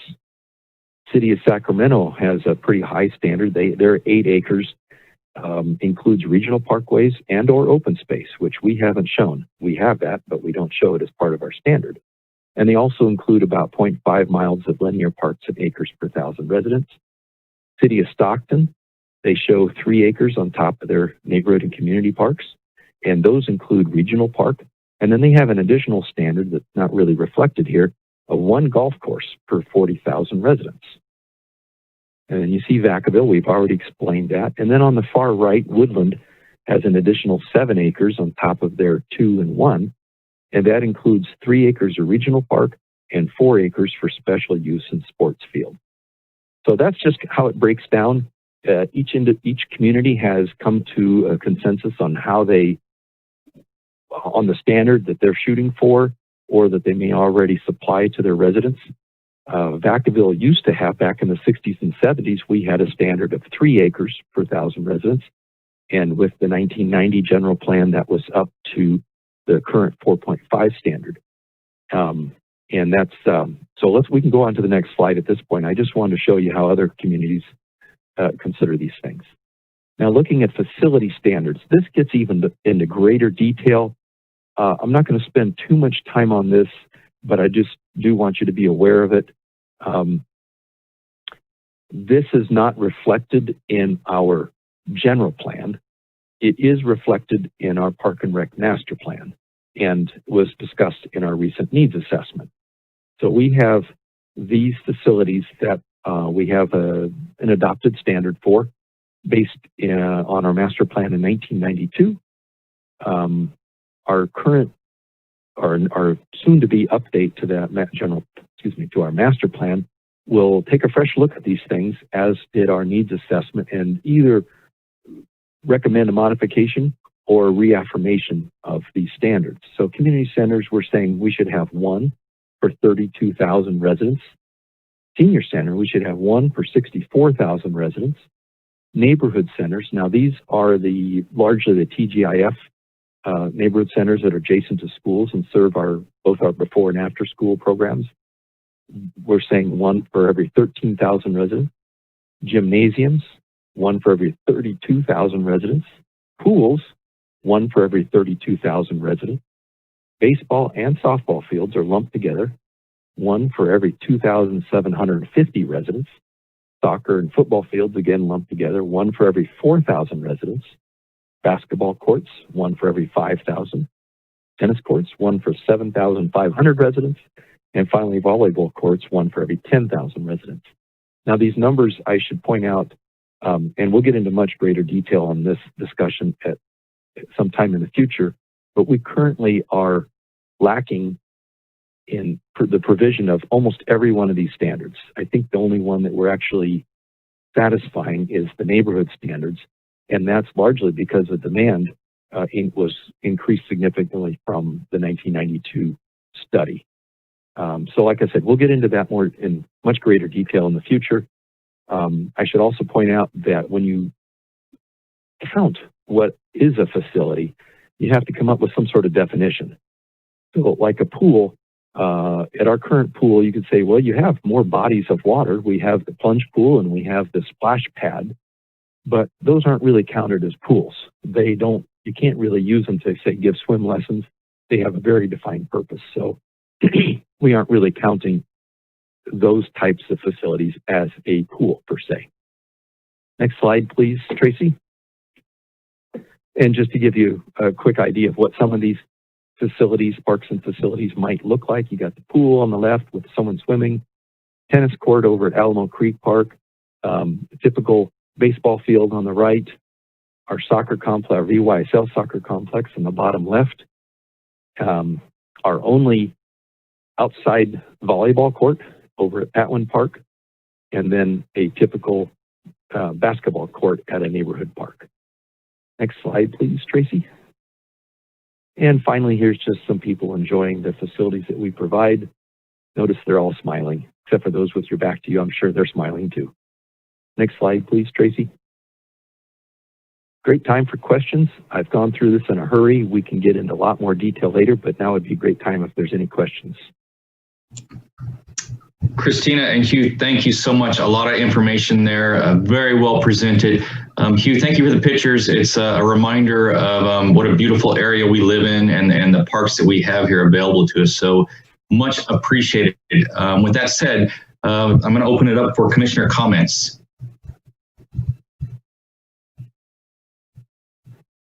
Commissioner Leonard. Thank you, Chair McMahon. Thank you for the presentations. Both of them were very helpful and informative. I really appreciate you taking the time to do that. One question I have is, if we go through the planning process, how do we as a city fall behind our own standards for 4.5 acreage? If that's going through our own planning department, how does that happen? Okay, let me take that if I might. The 4.5 was actually an aspiration back in 1990. So we did not meet that standard at the time. It was a goal. It was something that we said is something that we think is about the right amount for Vacaville as a full service community to provide to its residents. We have been forever since then trying to achieve that 4.5. And that is something we will address in greater detail on our funding discussion, but because it's largely the restriction or what keeps us from achieving that is largely the fact that we don't have enough money to just go out and start building a whole bunch of parks and other facilities. But it's also a planning process. So when a new resident comes, a new development comes in, we can only ask them to provide up to that 4.5. I mean, that is our minimum. That's considered a minimum. But if we're already behind, how do we play catch up? And usually you cannot play catch up on the backs of new residents when they're paying a park development impact fee. So that means that we are looking for funding via grants or gifts or, special bequeaths, things like that, which are unpredictable and really hard to plan for. So I answered your question in short, I hope. Does that suffice? Yeah, that was actually very helpful. So, but we are seeing from new developers and new landowners and developments that are being approved, they are allocating that minimum of 4.5 in all the new plans that are coming, that are being passed by the planning department and city council. Is that correct? Well, not exactly. And this is the unfortunate part, which we will also talk about next month, is in the planning process, there's an assumption made that if they aren't providing the actual acreage within that particular development, the total 4.5, and we don't expect them to provide that for regional park because we have that, but we do expect them to pay their park development impact fee, which in theory should provide enough money to buy land for neighborhood parks, community parks, and development fees for neighborhood parks, community parks, and development of regional park. So that is totally based on the park impact fee being sufficiently sized to provide those types of facilities. And my understanding is in future meetings, you're going to go into greater detail about what's involved in setting those fees. Is that correct? Absolutely. Okay, thank you. That's it. Thank you very much, Commissioner Leonard. Any other commissioner comments or questions for Hugh or Christina? Seeing no hands, Hugh, I have a quick question. I know we've talked about a Quimby ordinance in the past. How would that benefit Vacaville? And I don't know if this is the right time to address that or if that's something we can look into in the future. But how would Vacaville benefit from a Quimby Act or a Quimby ordinance, excuse me? Yeah, that's a very good question. The Quimby ordinance or a Quimby ordinance benefits those cities that have them in a big way in that it requires, as part of the CEQA, the environmental investigation that's done with a new development, to say where are these new residents going to be getting their park and rec services. And if there isn't already a park within their subdivision that serves them, then they have to either dedicate land or pay an in lieu fee that's specific for the value of the land that their new residents would be required to, or would require. The Quimby Act itself has got a lot of interesting nuances, and it's very different from a park impact fee in the way it's applied. I will get into a lot greater detail on that when we get to the funding portion of our discussion, but I can say it's a great planning tool because it forces the question early on. And even without a specific plan, it asks every single development, where are you going to get the types of recreational facilities that these new residents will need?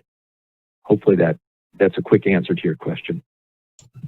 Yes, sir. Thank you very much, Hugh. I appreciate that. And it looks like Commissioner Lujan.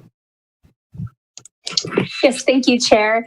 I was just wondering about any ordinances or standards that address like the proximity of establishments that sell liquor near schools and youth facilities or parks. Do we have anything that addresses that, like how far they should be from a school facility? Yeah, you said school. Do you mean parks? Yeah, schools or parks. So in terms of, yeah, if there's a school or a park, how close can a liquor store or any sort of facility that sells alcohol be built? Or yeah, can they be next to them, or is there like a 600 feet sort of standard? Yeah, I understand your question. I'm going to ask if Planner Christina is still on the line. She could probably give you a much better answer on that. Christina, are you still there? I am. And now you're going to test my knowledge of that portion of the code. So first of all, I mean, as far as schools go, we don't have any control over where schools are put or when they're built or where they're built. That's all done through the district. And there are restrictions on, I think it's smoking, but not necessarily alcohol near a school. And of course, you can have alcohol on a school campus, but that's, again, not governed by us, by the city. As far as parks go, no, there's not. I guess, long story short, it is a commercial zoning. If there's a commercial zoning that is within close proximity or adjacent to a park, which typically doesn't happen, but occasionally I think we have a few where they're nearby or across the street from a park, and it's usually a gas station or a convenience market. To we don't have any prohibition on proximity for the sales of. There are regulations for the use of alcohol and or tobacco on our parks, but not for the sale nearby. Thank you. Christine, if I might add, I think that if a new use,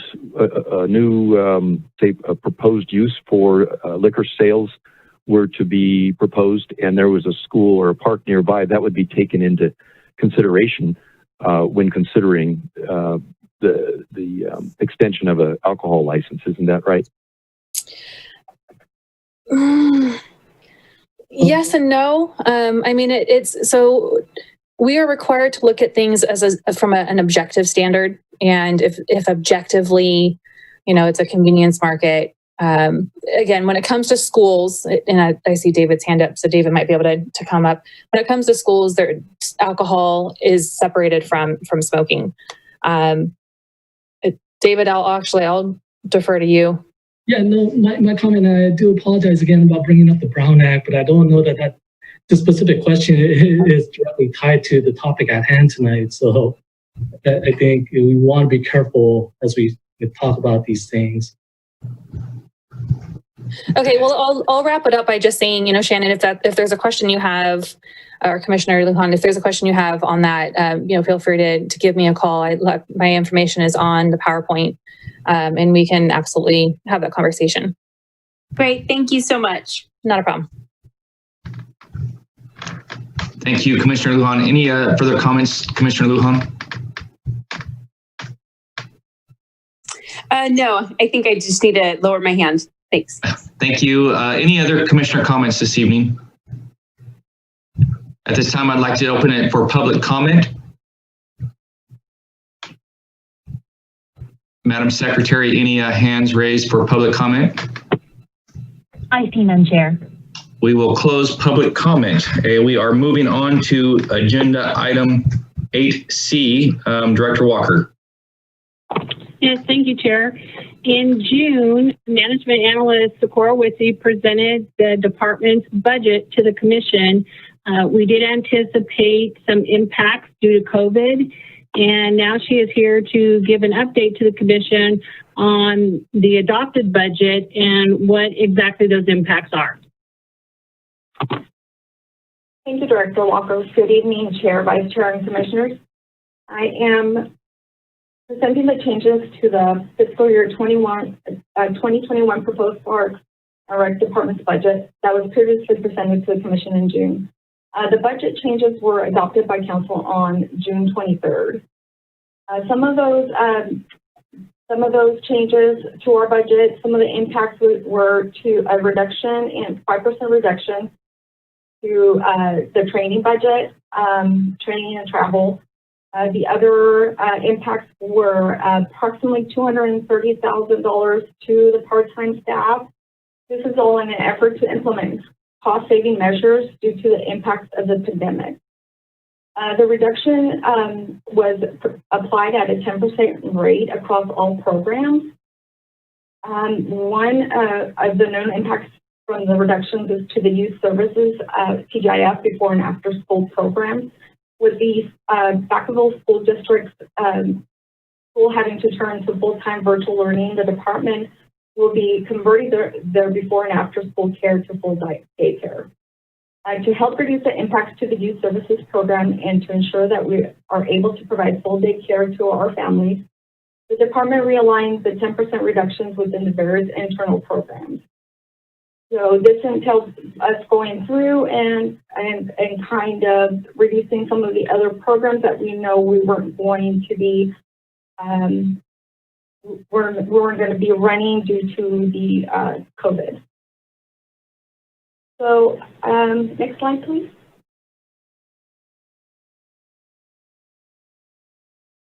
So we conducted a survey of our families to assist with measuring the community's need for full-time care, and I just wanted to share some of their responses. The majority of the families need all-day care between the hours of 6:30 to 7:30 a.m. and 5 to 6 p.m. 49 out of the 100 respondents said they would be okay having their children at an alternate location if the original site filled up. Over 90% of parents were comfortable with their child wearing a mask all day if required by state and county guidelines. We recently held registration for TGIF Modified Full-Time Program, and as of today, we have 176 people on our list, and due to the state social distancing health order requirements, we are working on facility spacing, planning, staffing, in hopes of being able to accommodate all children on our list. Next slide, please. The ADA requested full-time position was approved. We're happy that we will have the ability to assist our customers with accommodations through our department. This will provide the customer with a more efficient process. Now more than ever, the need for ADA supervisors is evident. Summer camp season for 2020 saw a record high of 62 cases where some type of special needs follow-up was required. Situations range from quick check-ins with family on allergies to several actively complex interactive processes. This position is needed in order to set up participants for success by working with each family individually to create a plan to manage medical, social, emotional, and behavioral concerns.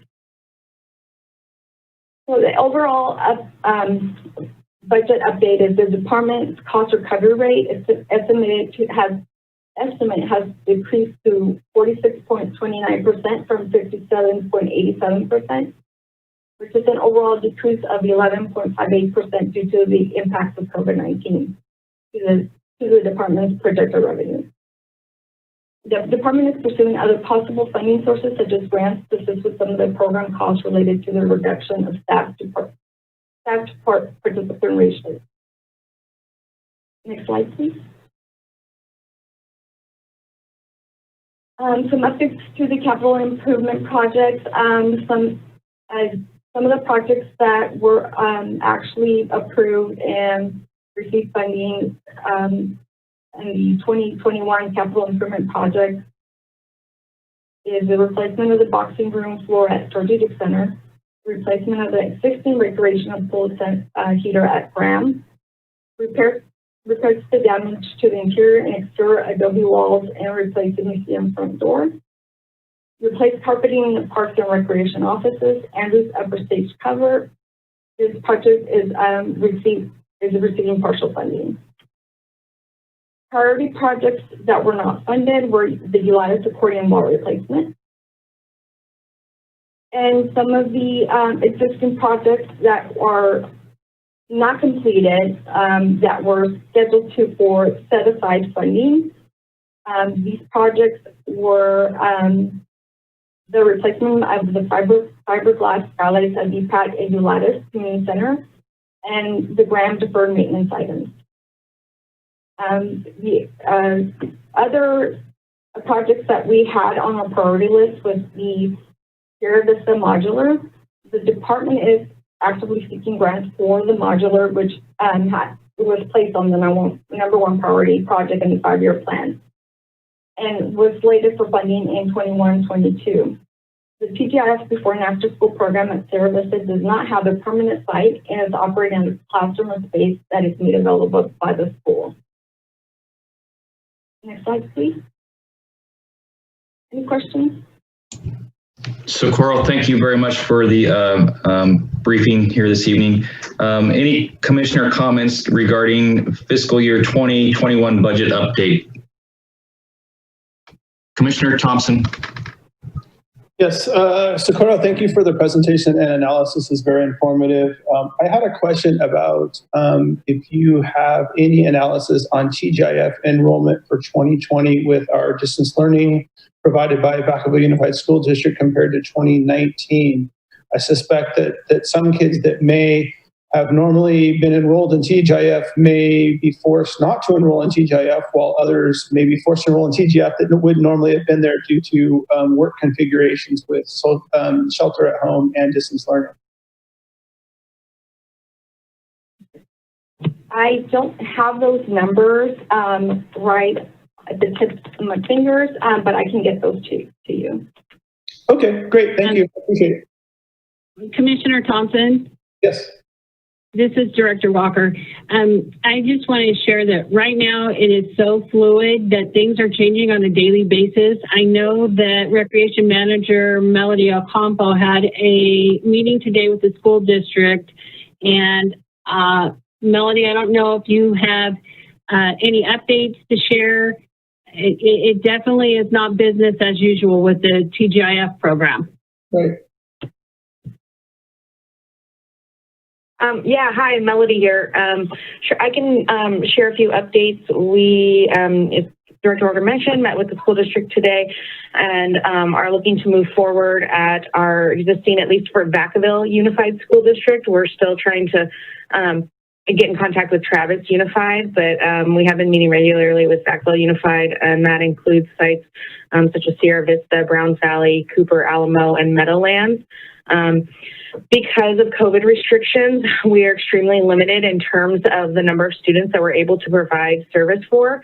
A lot of our sites that could normally serve up to potentially 50 students are limited to only 10 because we just have the one room. We are meeting this Friday with the school district in hopes to expand those sites. We are additionally expanding into the Ulatis Community Center.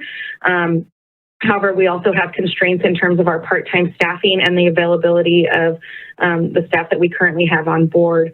So right now we're looking to serve about 110 students, and we are trying to get more staffing in order to continue to expand that number.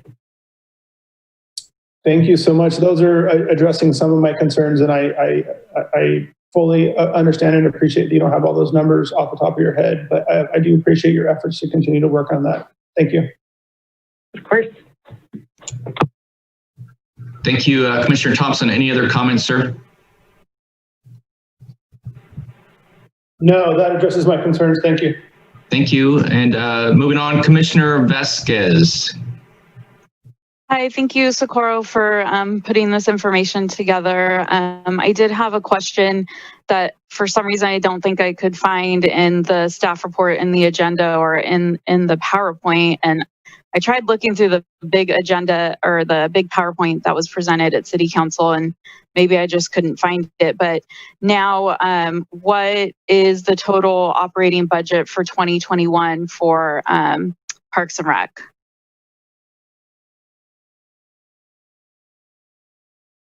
It is the total budget. Hang on just a second. I have it here.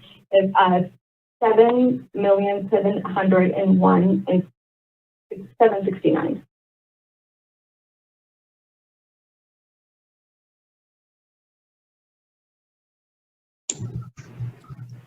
Commissioner Vasquez, does that answer your question, ma'am? Yes. I also just wanted, and I mentioned this on Monday, but just in terms of advocating for Parks and Rec as commissioners, you know, how can we better help or guide, advise staff? And so I think it would be really great if we could do this process. And I understand this is not a normal year, and acknowledge and recognize that kind of a lot went out the window with COVID. And so just hoping that we could potentially agendize budget discussions in February and March as they start with at the director level with City Council and help through the process. Thank you very much, ma'am. I believe your comments are noted, and appreciate it. Thank you very much. Any other commissioner comments this evening regarding the 2021 budget?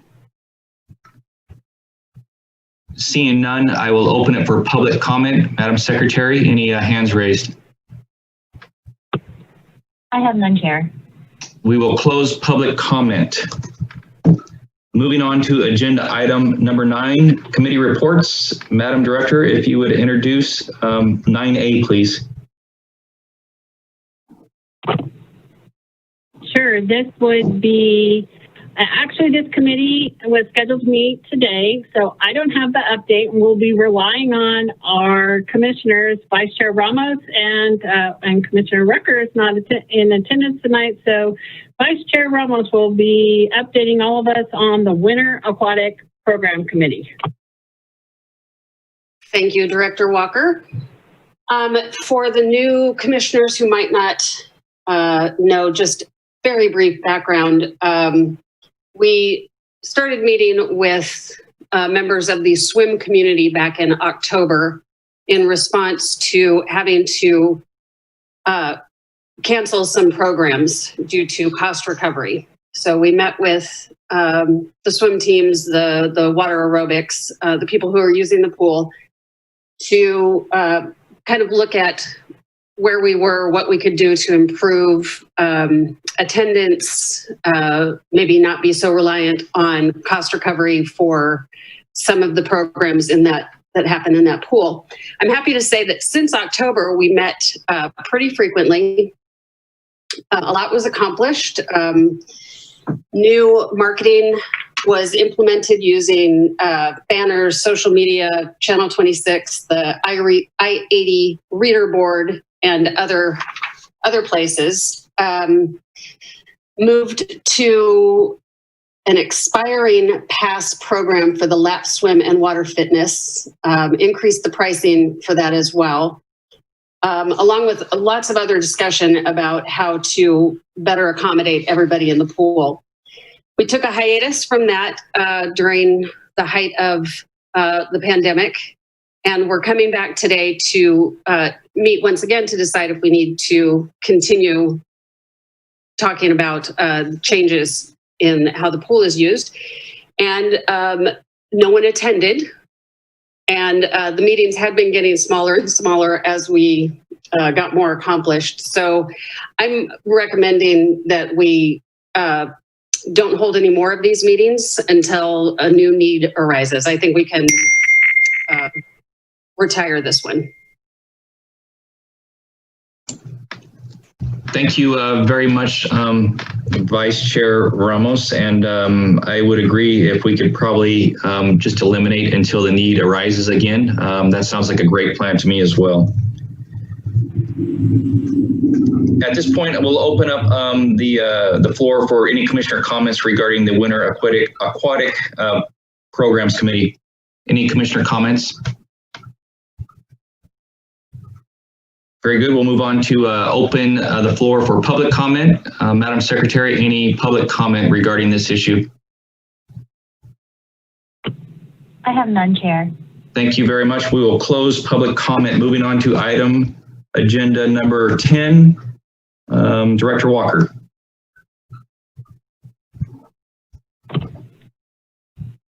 Yes, this is report of Park Planner Hugh Hesterman.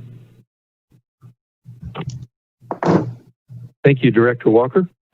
Once again, you hear my voice. I'll try to make it quick. I'm sure you're getting tired of it. I have a few photos to share with you tonight, just some progress reports on various things. The photo that's up on your screen, hopefully, is of the now completed Nascimesto Park in Brighton Landing. It is still under a plant establishment period, so it's not yet open for the public. We think, as I mentioned earlier, we think it'll be ready for use perhaps in November. Next slide, please. This shows the simple picnic area. It's got a covered structure there and a relatively simple playground. This park is interesting because we as planners were allowed to insert ourselves early on in the subdivision planning, and the developer accommodated my request to change the shape of the park so that we could actually install or utilize a 300-foot field, which most of our neighborhood parks have some sort of field space. We try to accommodate that for soccer practice and just neighborhood games. So this park is, go out and take a look at it if you want some time. It's still surrounded by construction fencing, and there's a few little things that need to be repaired yet, but it's basically complete. Next slide, please. Here you see is a view into the Farmstead project off of North Orchard and Fruitvale Avenues. You see the mature trees in the background are the trees that have been saved for Dreamers Park, which is a 3-acre park that again was envisioned as part of the whole subdivision. And when it was brought into the city, this was previously in the county, kind of in a county island. That was part of the constraint, was to show that we're helping to meet the recreational needs. So a 3-acre park was approved here. In the foreground, you see the frames being installed for the foundations of the new homes there. 130 new homes will be in this subdivision.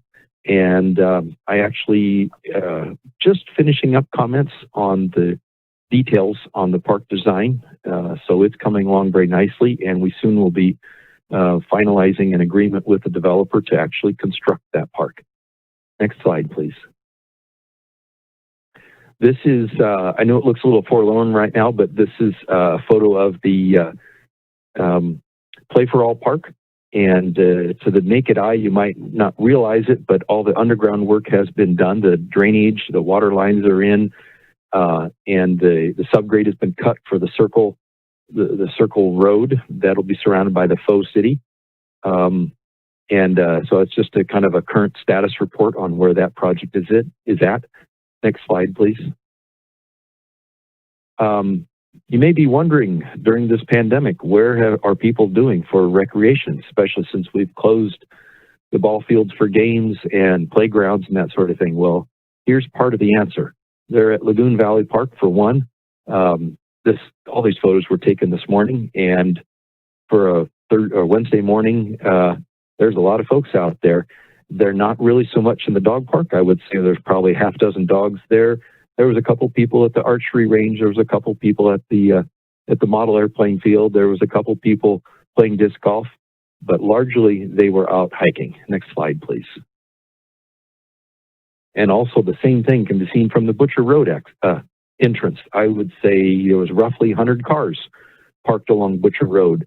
All those people choosing to go into Lagoon Valley Park via that access through the North Pass Trail, either on foot or by bicycle in most cases. Next slide, please. And yep, here they are. They're on the trails. They're out hiking. Next slide, please. Last slide, Hugh. Oh, was that the last slide? Okay, thank you. Thank you, Tracy. I did number them. Then I also want to report that regarding the Centennial Park Master Plan, staff have recently completed our review of the admin draft, and Commissioner Rucker had a chance to look at that and provided his input and comments. We compiled all those comments, and they've been sent back to the consultant, MIG, who is hopefully madly working to incorporate those comments and get back to us with a revised master plan for Centennial Park, which we hope will be coming before the commission in the not too far distant future. And actually the same thing is true for our Park and Rec master plan, although that project seems to be lagging just in terms of not having documents for review. So we're pushing the consultant to move forward faster on that. And at this point, I guess it'd be a good time to ask for any general questions on park planning. Thank you so much, Hugh. Any commissioner comments? It looks like Commissioner Leonard. Thanks for the update, Hugh. On the Farmstead project, is it still included in the plan to continue the paved path that is behind Juniper Street across Stinson out to Orchard, kind of behind Hemlock School? Is there still a plan to continue that bike path? Yes, absolutely. That was a pretty important continuation of our existing bikeway system. So yes, absolutely. It's technically not part of the park plan itself, but it's part of the subdivision pedestrian plan and connections. So absolutely, that will connect. We don't have a head crossing formally across North Orchard Avenue, so pedestrians would have to go up a little ways to cross at a legal crosswalk at the next intersection. Hopefully that answers your question. Thank you.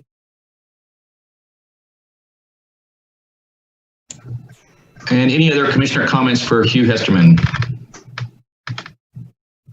Seeing none, I will open the floor for public comment, please. Madam Secretary, any hands? I have no hands, Chair. We will close public comment for Hugh's briefing. Thank you very much, sir. We appreciate the information. Thank you, Commissioner Record, Chair Record. All right. I'll go with that. I'll get it right. I'll get it right. Thank you, Hugh. All right, moving on to agenda item number 11, Director Walker. Sure, we have Recreation Manager Reggie Hubbard. Thank you, Director Walker. And I guess I should say thank you, Park Planner Hugh Hesterman, for that segue into my first bit of information. I'll be brief, but all the pictures that you showed of Lagoon Valley Park segues into our new park ranger, Justin Salvo. He's been with us a little over 2 months. He comes from the city of Marin, where he was a junior ranger at the time, junior ranger assistant. He graduated from the National Parks Law Enforcement Ranger Academy in Santa Rosa. And his main focus is Lagoon Valley Park, although you will see him in other parks, but his main focus is Lagoon Valley Park. He, like as you see from the photos, he's been very busy. He does issue citations, but that's not the main focus. It's more education, and for him just to be the ambassador of Lagoon Valley Park. And so if you see him out there, the smiling face, give him a wave. Like I said, he's been really busy. We had a few vacancies that we filled just recently. We had Tiffany Ritchie Western, who was just promoted to Recreation Supervisor. Her areas of what she'll be overseeing is the ADA, early childhood education, gymnastics, therapeutic recreation, and I think that is it for what she will be overseeing. She started on Monday. She started with the department in 2019, but she was just promoted to Recreation Supervisor. We had another vacancy that will be filled next week by Julia Madison. She comes from the Boys and Girls Club, from the Napa area Boys and Girls Club. Her areas that she will be overseeing include special events, cultural arts, youth services, teens, and seniors. We're excited to have her aboard. She comes with a wealth of experience from the Boys and Girls Club, so we know that she's going to hit the ground running here in Vacaville. So we're excited about filling those two positions. The first position that was filled by Tiffany was vacated by Melody Ocampo, who's our new manager. She was the supervisor that vacated that position, so it was just a backfill of that supervisory position. So our summer camps are pretty much wrapping up this week and next week, and then we'll start, as was mentioned earlier, get into our TGIF program and our after-school programming. So we're pretty much wrapping up our summer camps. They weren't, of course, as well attended as they have in the past just because of social distancing and the pandemic, but we still were able to offer some summer relief for some of the parents this year. I was going to report out on the senior food assistant program, but I think Chair McMahon will be reporting on that under commission reports or commission comments. So I'll leave that for you, Chair McMahon, to talk briefly about that program. But recently, the state updated their guidelines for youth sports. And I don't know if I'm going to pull that up or not, Tracy, but we wanted to touch on that briefly today. And I have with me, or who's on the line, our Deputy Fire Chief, Alex Nero, who's I call him our resident expert in Vacaville related to everything COVID and all the guidelines and the changes. So I'm going to let Alex sort of chime in on this particular subject, if you're there, Alex. Yeah, I'm here. Thanks, Reggie.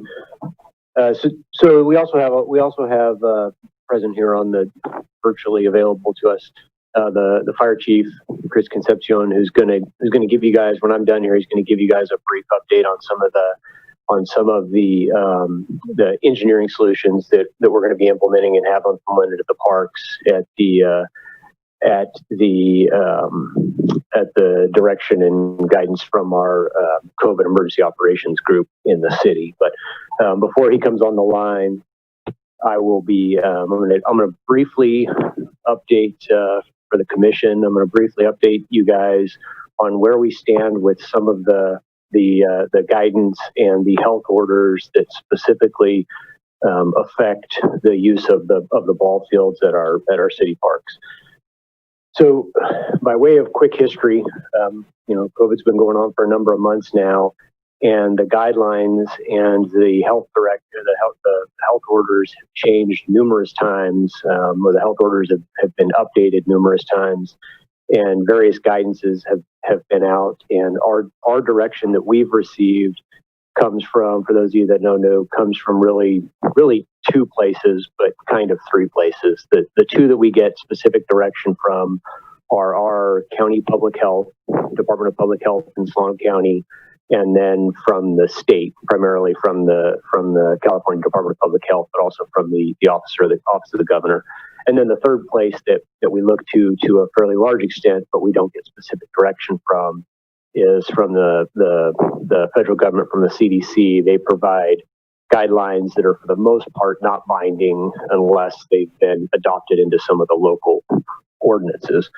So the primary driver of all this has been the health orders issued by both the state and the county, referred to as safer at home and shelter at home orders. And those orders limit what activities are allowed to occur with a fair amount of exceptions.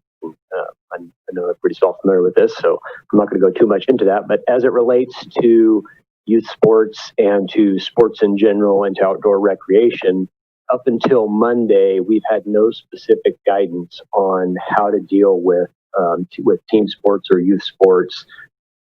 At least no specific published guidance. We've been getting guidance in the form of advice from the public health director and help with navigating those orders. But the direction from the County of Solano has been fairly consistent since early June, as far as allowing the things that I'm about to tell you guys are allowed. That it shouldn't be news to too many folks, but if it is, happy to answer questions about that. The guidance from the county has been fairly consistent with this.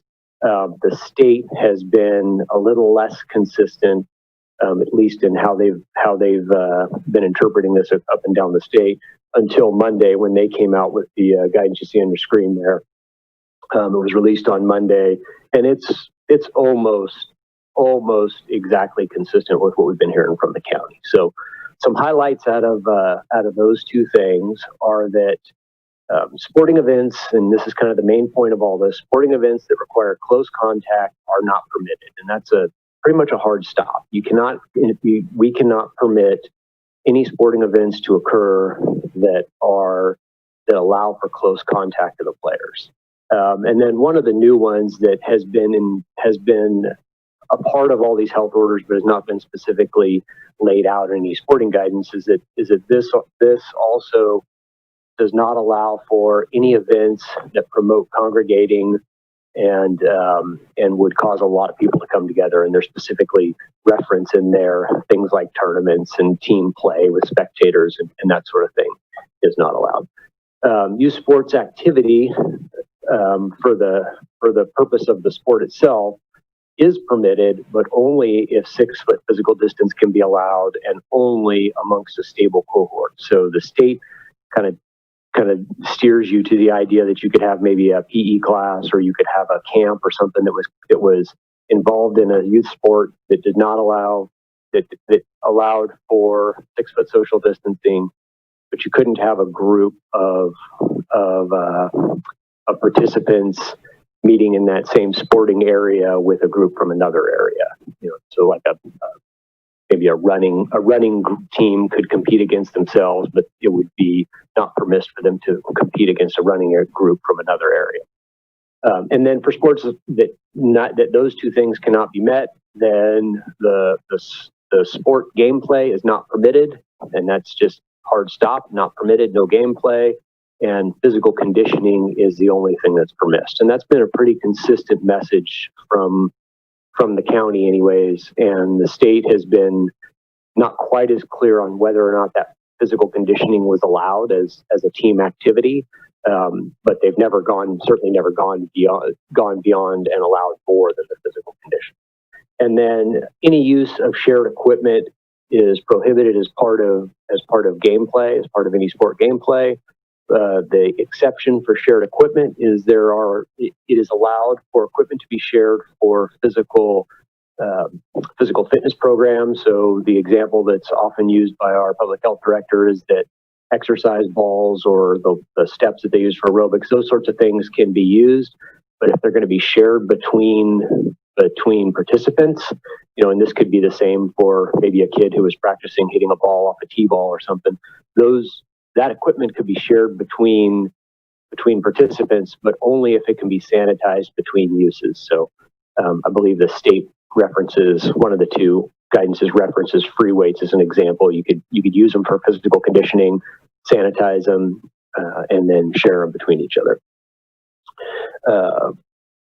And then one other thing that has come up frequently in questions and discussions about this is the group size in these permissed physical conditioning activities.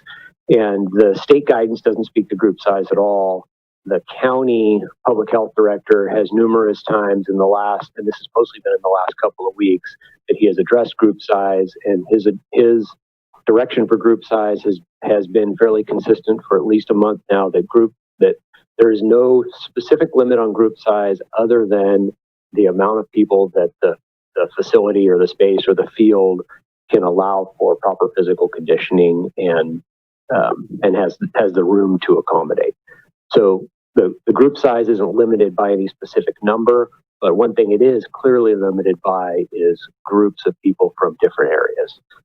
So that's a very quick breakdown of what these guidances allow for, what the health orders allow for. And I think the key point for all of us to keep in mind is that gameplay is absolutely not allowed. Teams meeting one another, specifically teams from different areas, is absolutely not allowed. And groups of spectators are absolutely not allowed. And with that, I'm going to turn it over to the fire chief to go over the engineering stuff that we're going to be doing. And I will stick on the line if anybody has any questions. Thank you, Alex. Good evening, Chair McMahon, Vice Chair Ramos, and commissioners. Can you hear me okay? Yes, sir. We hear you. Okay, perfect. And so Alex, or Deputy Chief Moreau, was alluding to or just letting us know that new guidance that we received on August 3rd is pretty specific as far as what we can and cannot allow as far as activities are concerned with regard to youth sports. So over the past couple of months where physical conditioning has been allowed, we've been allowing the youth leagues on the ball fields to do physical conditioning. Unfortunately, we have received quite a few complaints from the community as far as activities going beyond just physical conditioning. And then there have been examples that have both been reported to us and have been witnessed by city staff of where examples such as travel ball teams from other areas coming in and having full-on games or scrimmages on our ball fields without authorization. So all of this unapproved activity that's taking place is risking our ability to keep our ball fields open for the allowed activities. And we know how important these allowed activities are, especially for our youth during these pandemic times. So our emergency operations team has discussed this, and we try to come up with a way of how do we keep our ball fields open for the allowed activities such as physical conditioning and interaction with between family members, but at the same time prevent these unallowed or prohibited activities. And so the engineering actions that Alex had alluded to that we're going to take, and this is going to take place in the next couple of days, is at each of the 22 ball fields, we are going to place K-rail, 2 K-rail. It's those traffic barriers that you see, the plastic barriers filled with water that you see on the roads. We're going to place those in front of the pitcher's mound, and then we're going to place signage at the backstop, a large sign at the backstop to specifically list what is allowed and what is not allowed as far as activity is concerned at each of the ball fields. And we think this is the best action that still allows the fields to be used for the physical conditioning. It allows family members, parents and children to play catch, continue practicing their pitching, to continue to practice their base running if needed. But I think enough to prevent full-on games from happening, and then which ultimately our goal is to be able to allow to keep our ball fields open. And so those actions are going to take place. Like I said, it's going to be implemented in the next couple of days. And then as far as communication to the public, we will probably post something on our social media, letting the public know what actions we're taking. Thank you very much for that, Chief. Deputy Chief Narat and Chief Concepcion, thank you very much for that information. You know, we understand it's a challenging time out there, and people are frustrated and people are anxious to get on the field. And, you know, as a park commission, we definitely want to get those kids out there, but we have to be safe about it. So we thank you and the fire department for everything you're doing out there and keeping us safe. It's much appreciated. At this point, I would like to open the floor for commissioner comment to either the deputy chief, or the fire chief, or Reggie Hubbard, please. Any commissioner comments? Commissioner Vasquez. Hello, good evening. Thank you for this information. I have a question. Well, I guess it's 2 questions. So one, was there any consideration in this decision? I know other towns have done this. I've heard of other towns that have done this, and they've put like a pole where the pitcher's mound would be. It seems I'm a little concerned and alarmed about safety with these traffic barriers, and I don't fully understand how that's going to be implemented on both sides of the dugout. I don't fully understand that, so maybe a little bit more clarification on that, and maybe consideration of why that option instead of this option. And then also just to confirm that, you know, the city isn't going to take any action such as like the school district did to rip or trench any fields to prevent activity happening on those fields. I would like to think that we would not, as a city, consider those type of actions on our fields. So maybe some clarification around the traffic barriers. Absolutely. So the reason that we're going with the traffic barriers versus say a pole in the middle of the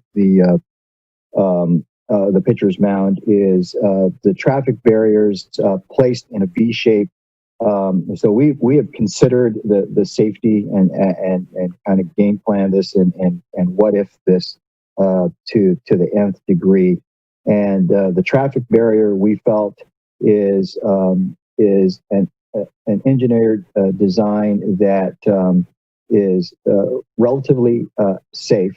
So the chances you could still pitch.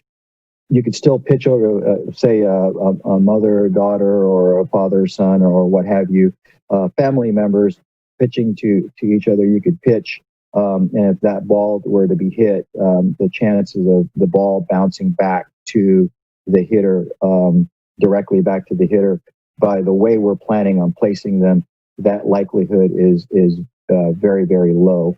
The reason that we didn't go with a pole is we wanted something that was preventative enough that would really prohibit any kind of gameplay.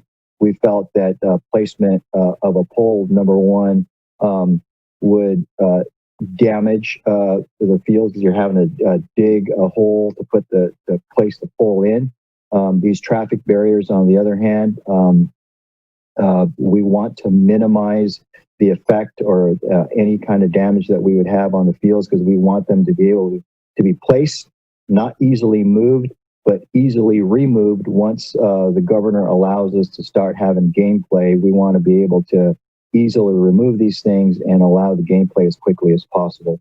And to answer your second question, as far as the plowing of the fields, that's exactly why we're going with a traffic barrier rather than any other kind of permanent kind of damage to the fields.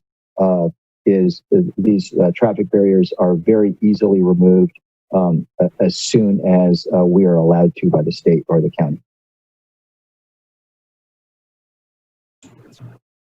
Thank you very much for that, Chief. Any other further comments, Commissioner Vasquez?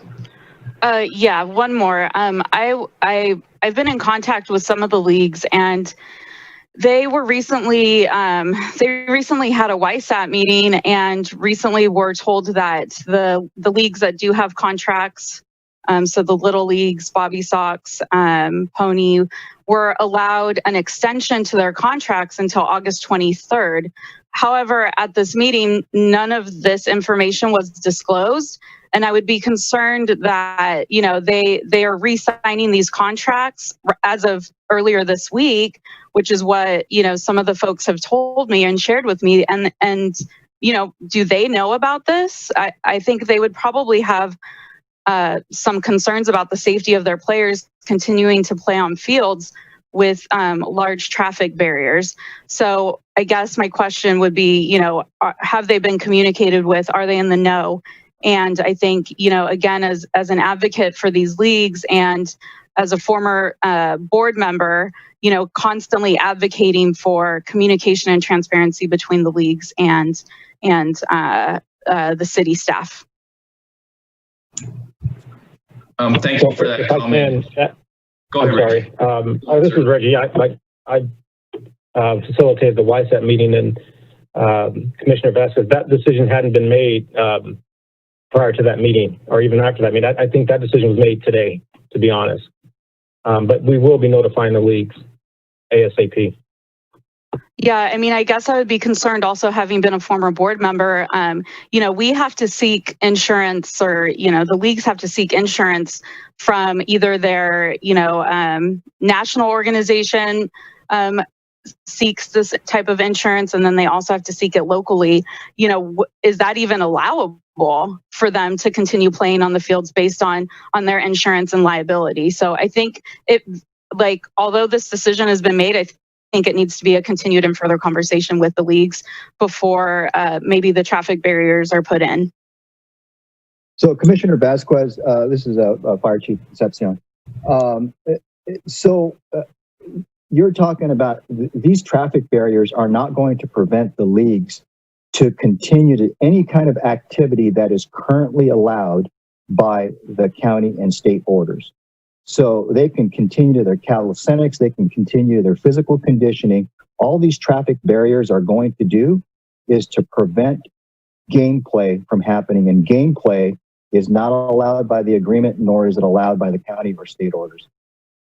I understand that, I think, but it's an additional item, obstruction on the field that may impact their insurances and their liability. I'm just putting that out there as probably something that needs to be looked into further. I appreciate that comment. Reggie, is that something we can maybe address with the leagues in the near future here? Yes, once we get that information out to them on our intentions, we can have that discussion. I appreciate that. Thank you very much. Commissioner Vasquez, any further comments, ma'am? No. Thank you. Commissioner Leonard. Chief Concepcion, thanks for the update. And I just want to thank your emergency operations team in this pandemic, where the guidelines and goals and datas and mandates change almost on a daily basis. And I think your team has worked very hard to incorporate public safety, adhere to guidelines, and still try to create a sense of normalcy within the community, and a community that has hundreds of different groups with special interests and their own priorities and their own needs and wants. And that's a tough juggling act. And I think your team has done just remarkably well through this pandemic and balancing all of those things. So thank you for you and your team's effort. Thank you. Absolutely, and I would echo those same comments. Thank you, Commissioner Leonard. Any further comments from the commission for the fire chiefs or Reggie Hubbard? Seeing none, I will open the floor for public comment. Madam Secretary, any callers on the line for public comment? Yes, I will unmute Courtney, your mic now. Hi, Courtney. 3 minutes, ma'am. Hi, thank you. I want to talk in regards to these traffic barriers. I am actually on the board with the Bobby Sox, and we were given guidance to be able to get these teams back on the field. And a lot of our, everybody's calling it conditioning, practicing, whatever you want to call it, involves, you know, a coach hitting a ball and doing practice both infield and outfield. And I see huge liability issues with having a traffic barrier in the middle of the field, even for practice. So I'm kind of, this is all a shock. I know that you guys are saying you're going to reach out to the leagues, but this is all really shocking to hear, considering our contracts were just extended and, you know, this wasn't mentioned. And I see this being a big liability issue with having us be on the field and it being now even more limited. Our bases are all 60 feet apart and the girls are all distance when they're out in the field with that coach. So I'm not understanding, while we have these contracts in place, why these barriers would be put up. Chair McMahon, can I address that? Yes, sir, Chief, please do. Okay. Again, I'm going to reiterate that these traffic barriers are not going to affect or going to disallow you to take any kind of activity that is currently allowed by the order. So that very thing that you said, where the coach is hitting a ball to the players, is not allowed by the state order. That is using shared equipment, which is specifically prohibited. Thank you for that explanation, Chief. I will move on. Are there any other callers on the line, Madam Secretary? No more. Courtney, I'm going to just lower your hand. Thank you very much. We will close public comment for the reports of Recreation Manager. I would just like to say again, thank you very much to both our fire chiefs. We appreciate what you do out there. We know that, again, the information you present tonight may not be the most accurate information tomorrow. It's very fluid. We appreciate you keeping us safe out there and our youth safe. So thank you for what you do, and please stay safe yourself. All right, moving on to agenda item 12, Director Walker, reports of the director. Thank you, Chair McMahon. I'll make this very brief because the lateness of the hour. I just wanted to echo Reggie's comment about our staffing. As of Monday, we will be fully staffed, so we're all really excited about that. We'll be putting together a new org chart. It's taken a while with people getting through all the onboarding and all the other requirements, but again, we're really excited to have that final person begin with us on Monday. And then I just wanted to congratulate one of my right hands, Reggie Hubbard, who recently celebrated his 25-year anniversary with the city. He is a great support to me, and I'm so appreciative of him. And again, just want to congratulate him on his 25 years of service. And that's all I have tonight. Thank you very much, Director Walker. And yes, congratulations, Reggie.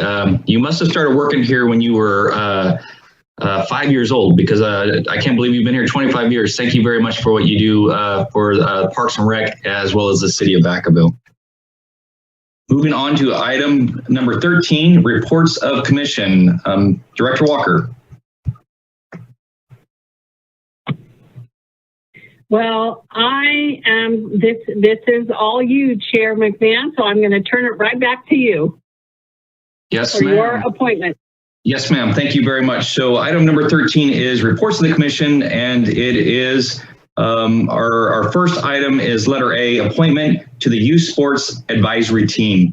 As the chair, I have one of the distinct duties of appointing commissioners to certain committees that fall under the Parks and Rec jurisdiction. Sometimes those decisions are easy, and sometimes those decisions are not easy. In the past, we have not opened up these items for public comment. Tonight we will. So at this point, we are looking at appointment to the Youth Sports Advisory Team Committee. I will open this up for commissioner comment at this time.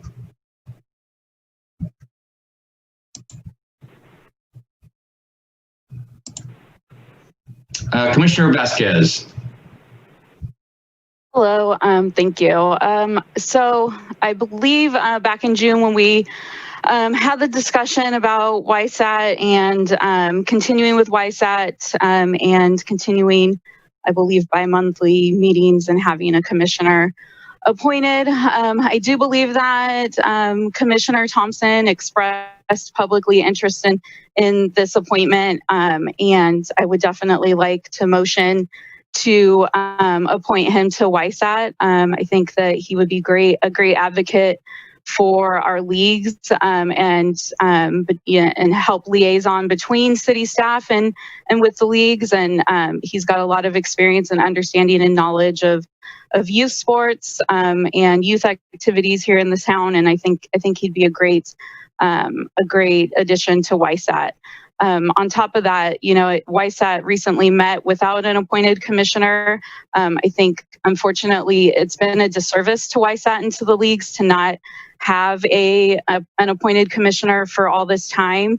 They have been going through and really, just like you all as staff and us as employees in whatever organization we work for, there's no handbook, there's lots of confusing guidelines, and so they've had to navigate COVID, on their own to ensure that their teams and the kids in their leagues are able to play and get out there and play safely, and even get them the exercise and outdoor activity that they need. So again, I'd like to motion to appoint Commissioner Keith Thompson to YSAT.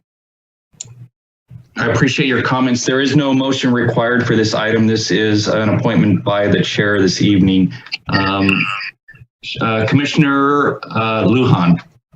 Chair McMahon. Sorry. Yes, go ahead. Can I ask? Sorry. I didn't mean to speak over. Can I ask for a point of clarification?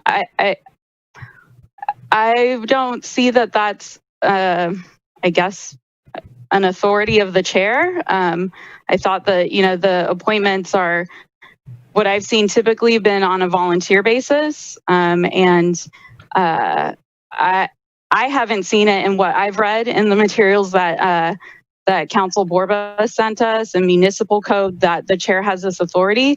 I do acknowledge and know that Director Walker sent us that document in between our July and tonight's meeting that says that the chair has that authority, but I would like clarification from council. I mean, I would assume that we would make a motion and the commission would vote on who we would want to represent us. I don't believe that it's a chair authority, but that's just my thought. So maybe legal can clarify.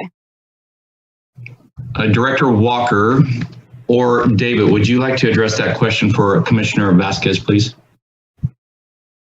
I mean, I could certainly try. I guess I'm a little confused myself. You already received advice and you understand that the chair has the appointment power, but you don't agree with it. Am I understanding that correctly? I don't see it in the authority and in what's written in municipal code. I just saw it in a document that Director Walker sent to us. I have not seen anywhere that the chair has the authority to appoint commissioners to a subcommittee of the commission. And I don't know, I would ask if city council also does that, but that's just, I don't see it as a delegated authority. That's just my opinion. I don't see it in municipal code and I'd like clarification. Yeah, so I mean, again, I'm not privy to the conversations you might have had with Council Borba. Unfortunately, I wasn't out there. My limited experience with the council, city council, the mayor does make appointments. So I don't know that it's all that different in this regards. If Council Borba had specifically cited a municipal code for you, unfortunately, I'm not aware of that. I can certainly use enlightenment if you'd like to share that with me. It's the Parks and Rec municipal code, our commission municipal code. That's, I mean, to me, that's the only guiding and information that we have to guide our commission. So I don't see in that respect, if there's other, I'm a little confused as to why this is a chair appointment and not a commission consensus appointment. I see what I've seen in the past was volunteers. I have not seen that the chair appoints. So I think if I'm confused and you're confused, then maybe we need to seek out what is the guiding principle in this process. Chair, and Council Borba sent the commissioners documents for the municipal code, Rosenberg's rules, and sent us a bunch of information at our training. And I agree with you, Commissioner Vasquez. I will take volunteers and then I will make my appointment.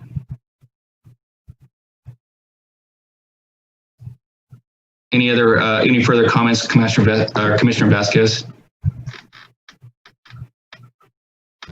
No, just that I don't think that that's, I mean, it seems, yeah. Thank you for that. City Attorney, do you have anything to add to that, sir?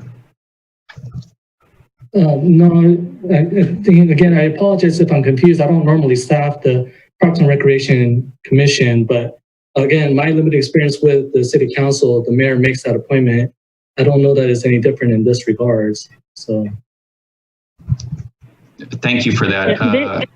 I'm sorry. Go ahead. This is Director Walker, and I would agree with David, with Attorney Nam, that historically the Parks and Recreation Commission does follow suit, with what the council, how the council operates. And, typically the mayor will make appointments. We follow the council in terms of, how the agenda is put together, how minutes are compiled. So we really follow the example of the city council. Thank you for that, Director Walker. Commissioner Lujan. Yes, I just want to also say that I think, Commissioner Thompson would be, I agree, a great option. He has experience in that, but I also believe that he could be fair and non-biased and have a good discussion based on his history and knowledge of how the operations work. And then maybe we can, I think for future reference, if we look into it, just to copy that, if we can make sure. I know in the past we have had chair appointments, but I think to clarify for the sake of the commission moving forward, I do agree with Commissioner Vasquez that I think we should have that written into the bylaws somewhere so we can have a clear operating procedures. And I appreciate your comments, Commissioner Lujan. Moving on, Commissioner Leonard. Thank you, Chair. I am not a legal expert. I know for school boards and other commissions, it's common practice for the chair to appoint for whatever that is worth. I had expressed interest in volunteering for this role myself to serve on this committee, being a parent of kids who grew up in youth sports in the city of Vacaville, in Little League and soccer, and working in our local education system. For several years now, I have a passion for the opportunities that youth sports bring to kids, and engaging in that way, not only just for kids, but the way that youth sports can engage community members and build a sense of community beyond sports, which is huge for any sort of town or community. So I had expressed a strong interest in joining that committee as well, and I'd like to be considered by the chair as well. I appreciate that, Commissioner Leonard and Commissioner Vasquez. Sorry, I'm not trying to harp on this process, but I do think that even though the mayor appointed, like say even us to this commission, I do believe that city council still had to vote on it.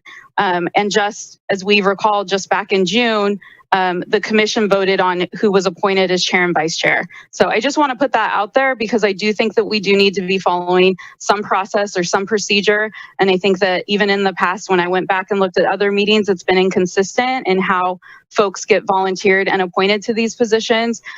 So I do believe and I do believe that we need probably a standard process. And I do believe that as a commissioner, that we should be voting on these. I appreciate your comments, Commissioner Vasquez, and I agree with everything you said, except for when the mayor does appoint committee members, the council does not vote on it. And David, can you correct me if I'm wrong on that?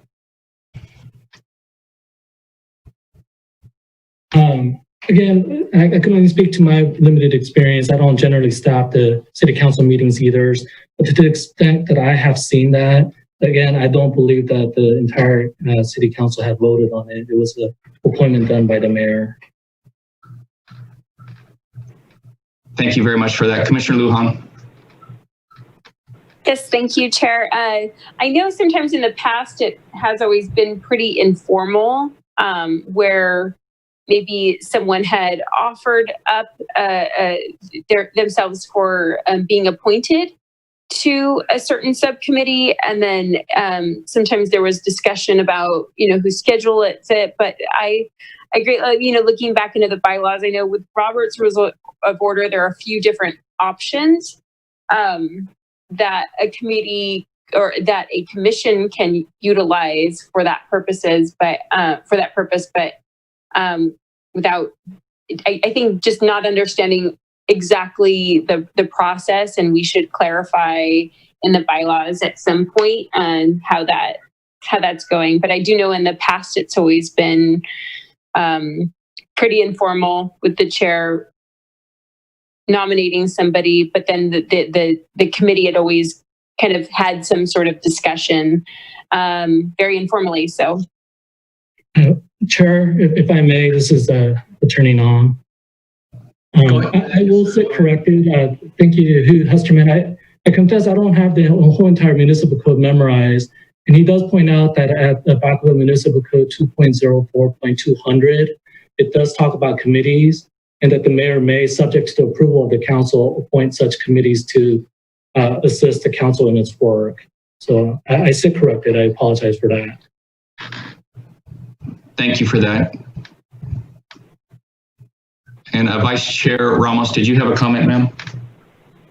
I was basically, I didn't realize that I still had my hand raised. I was going to say what Shannon said, and our practice has been, in my experience, that the chair appoints to the committees. All the committees I've sat on, that is how I came to be a member of those committees. Thank you very much. Commissioner Lujan, I see your hand is raised. Further question, ma'am?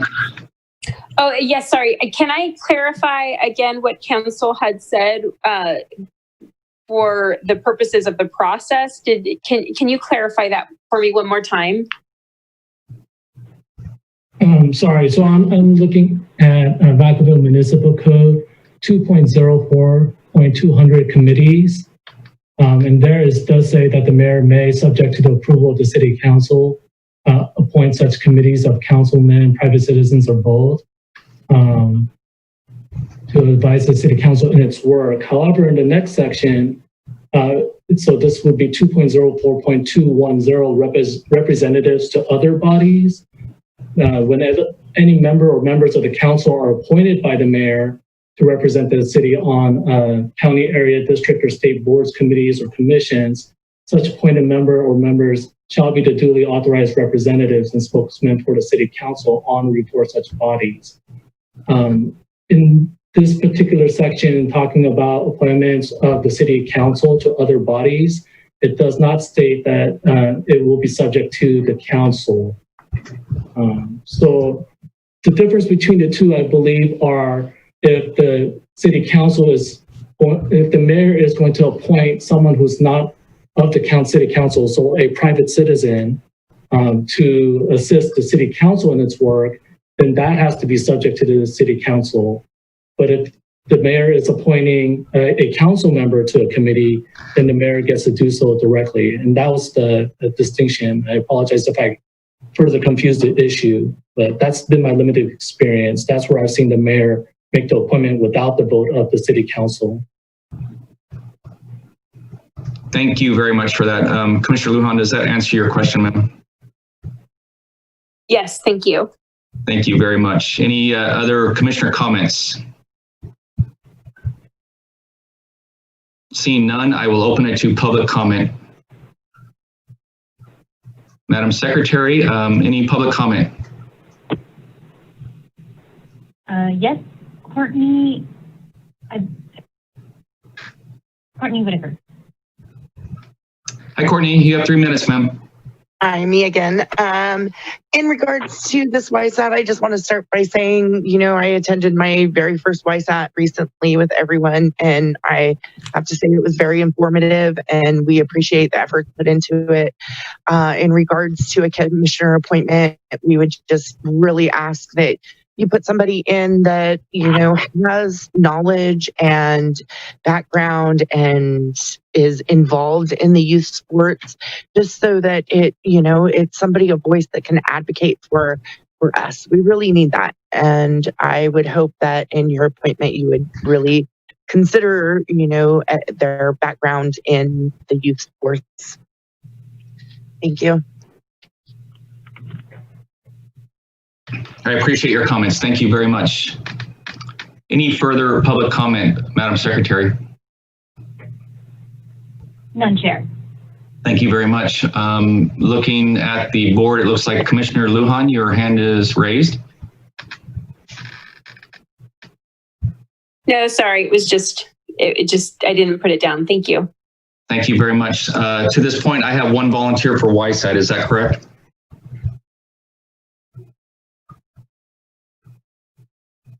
Chair McMahon, I will volunteer for YSAT as well. Okay, I have 2 volunteers for YSAT. I have Commissioner Leonard as well as Commissioner Thompson for YSAT. At this point, like I said, this is sometimes easy, sometimes it's not. And I have to make a decision based upon best practice.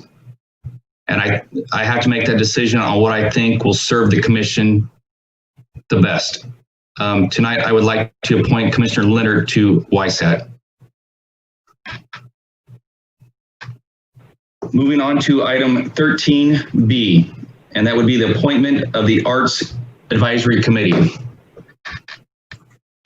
Okay, I will open it up for commissioner comment.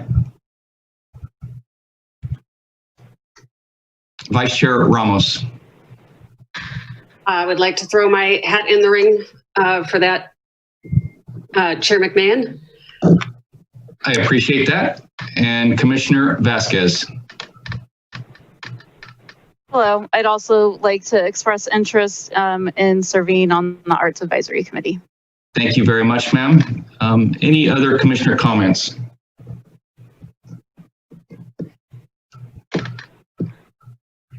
Seeing none, I will open it for public comment. Madam Secretary. I have none, Chair. Thank you very much. I would like to appoint Commissioner Vasquez to the Arts Advisory Committee. Okay, we are complete with items, agenda item 13A and B. At this point, I would like to open the floor just prior to concluding our meeting this evening to Commissioner comment. And I will start with Commissioner Jennifer Leonard, please. Given the late hour, I will forego my comments tonight. Thank you, Chair. I appreciate that, ma'am. Thank you very much. Commissioner Lujan. No comments. Thank you. Thank you, ma'am. Commissioner Thompson. Just a brief comment. I want to thank both Reggie and Socorro for the work they did last week on extending contracts for the leagues, Little Leagues, Bobby Sox, etc.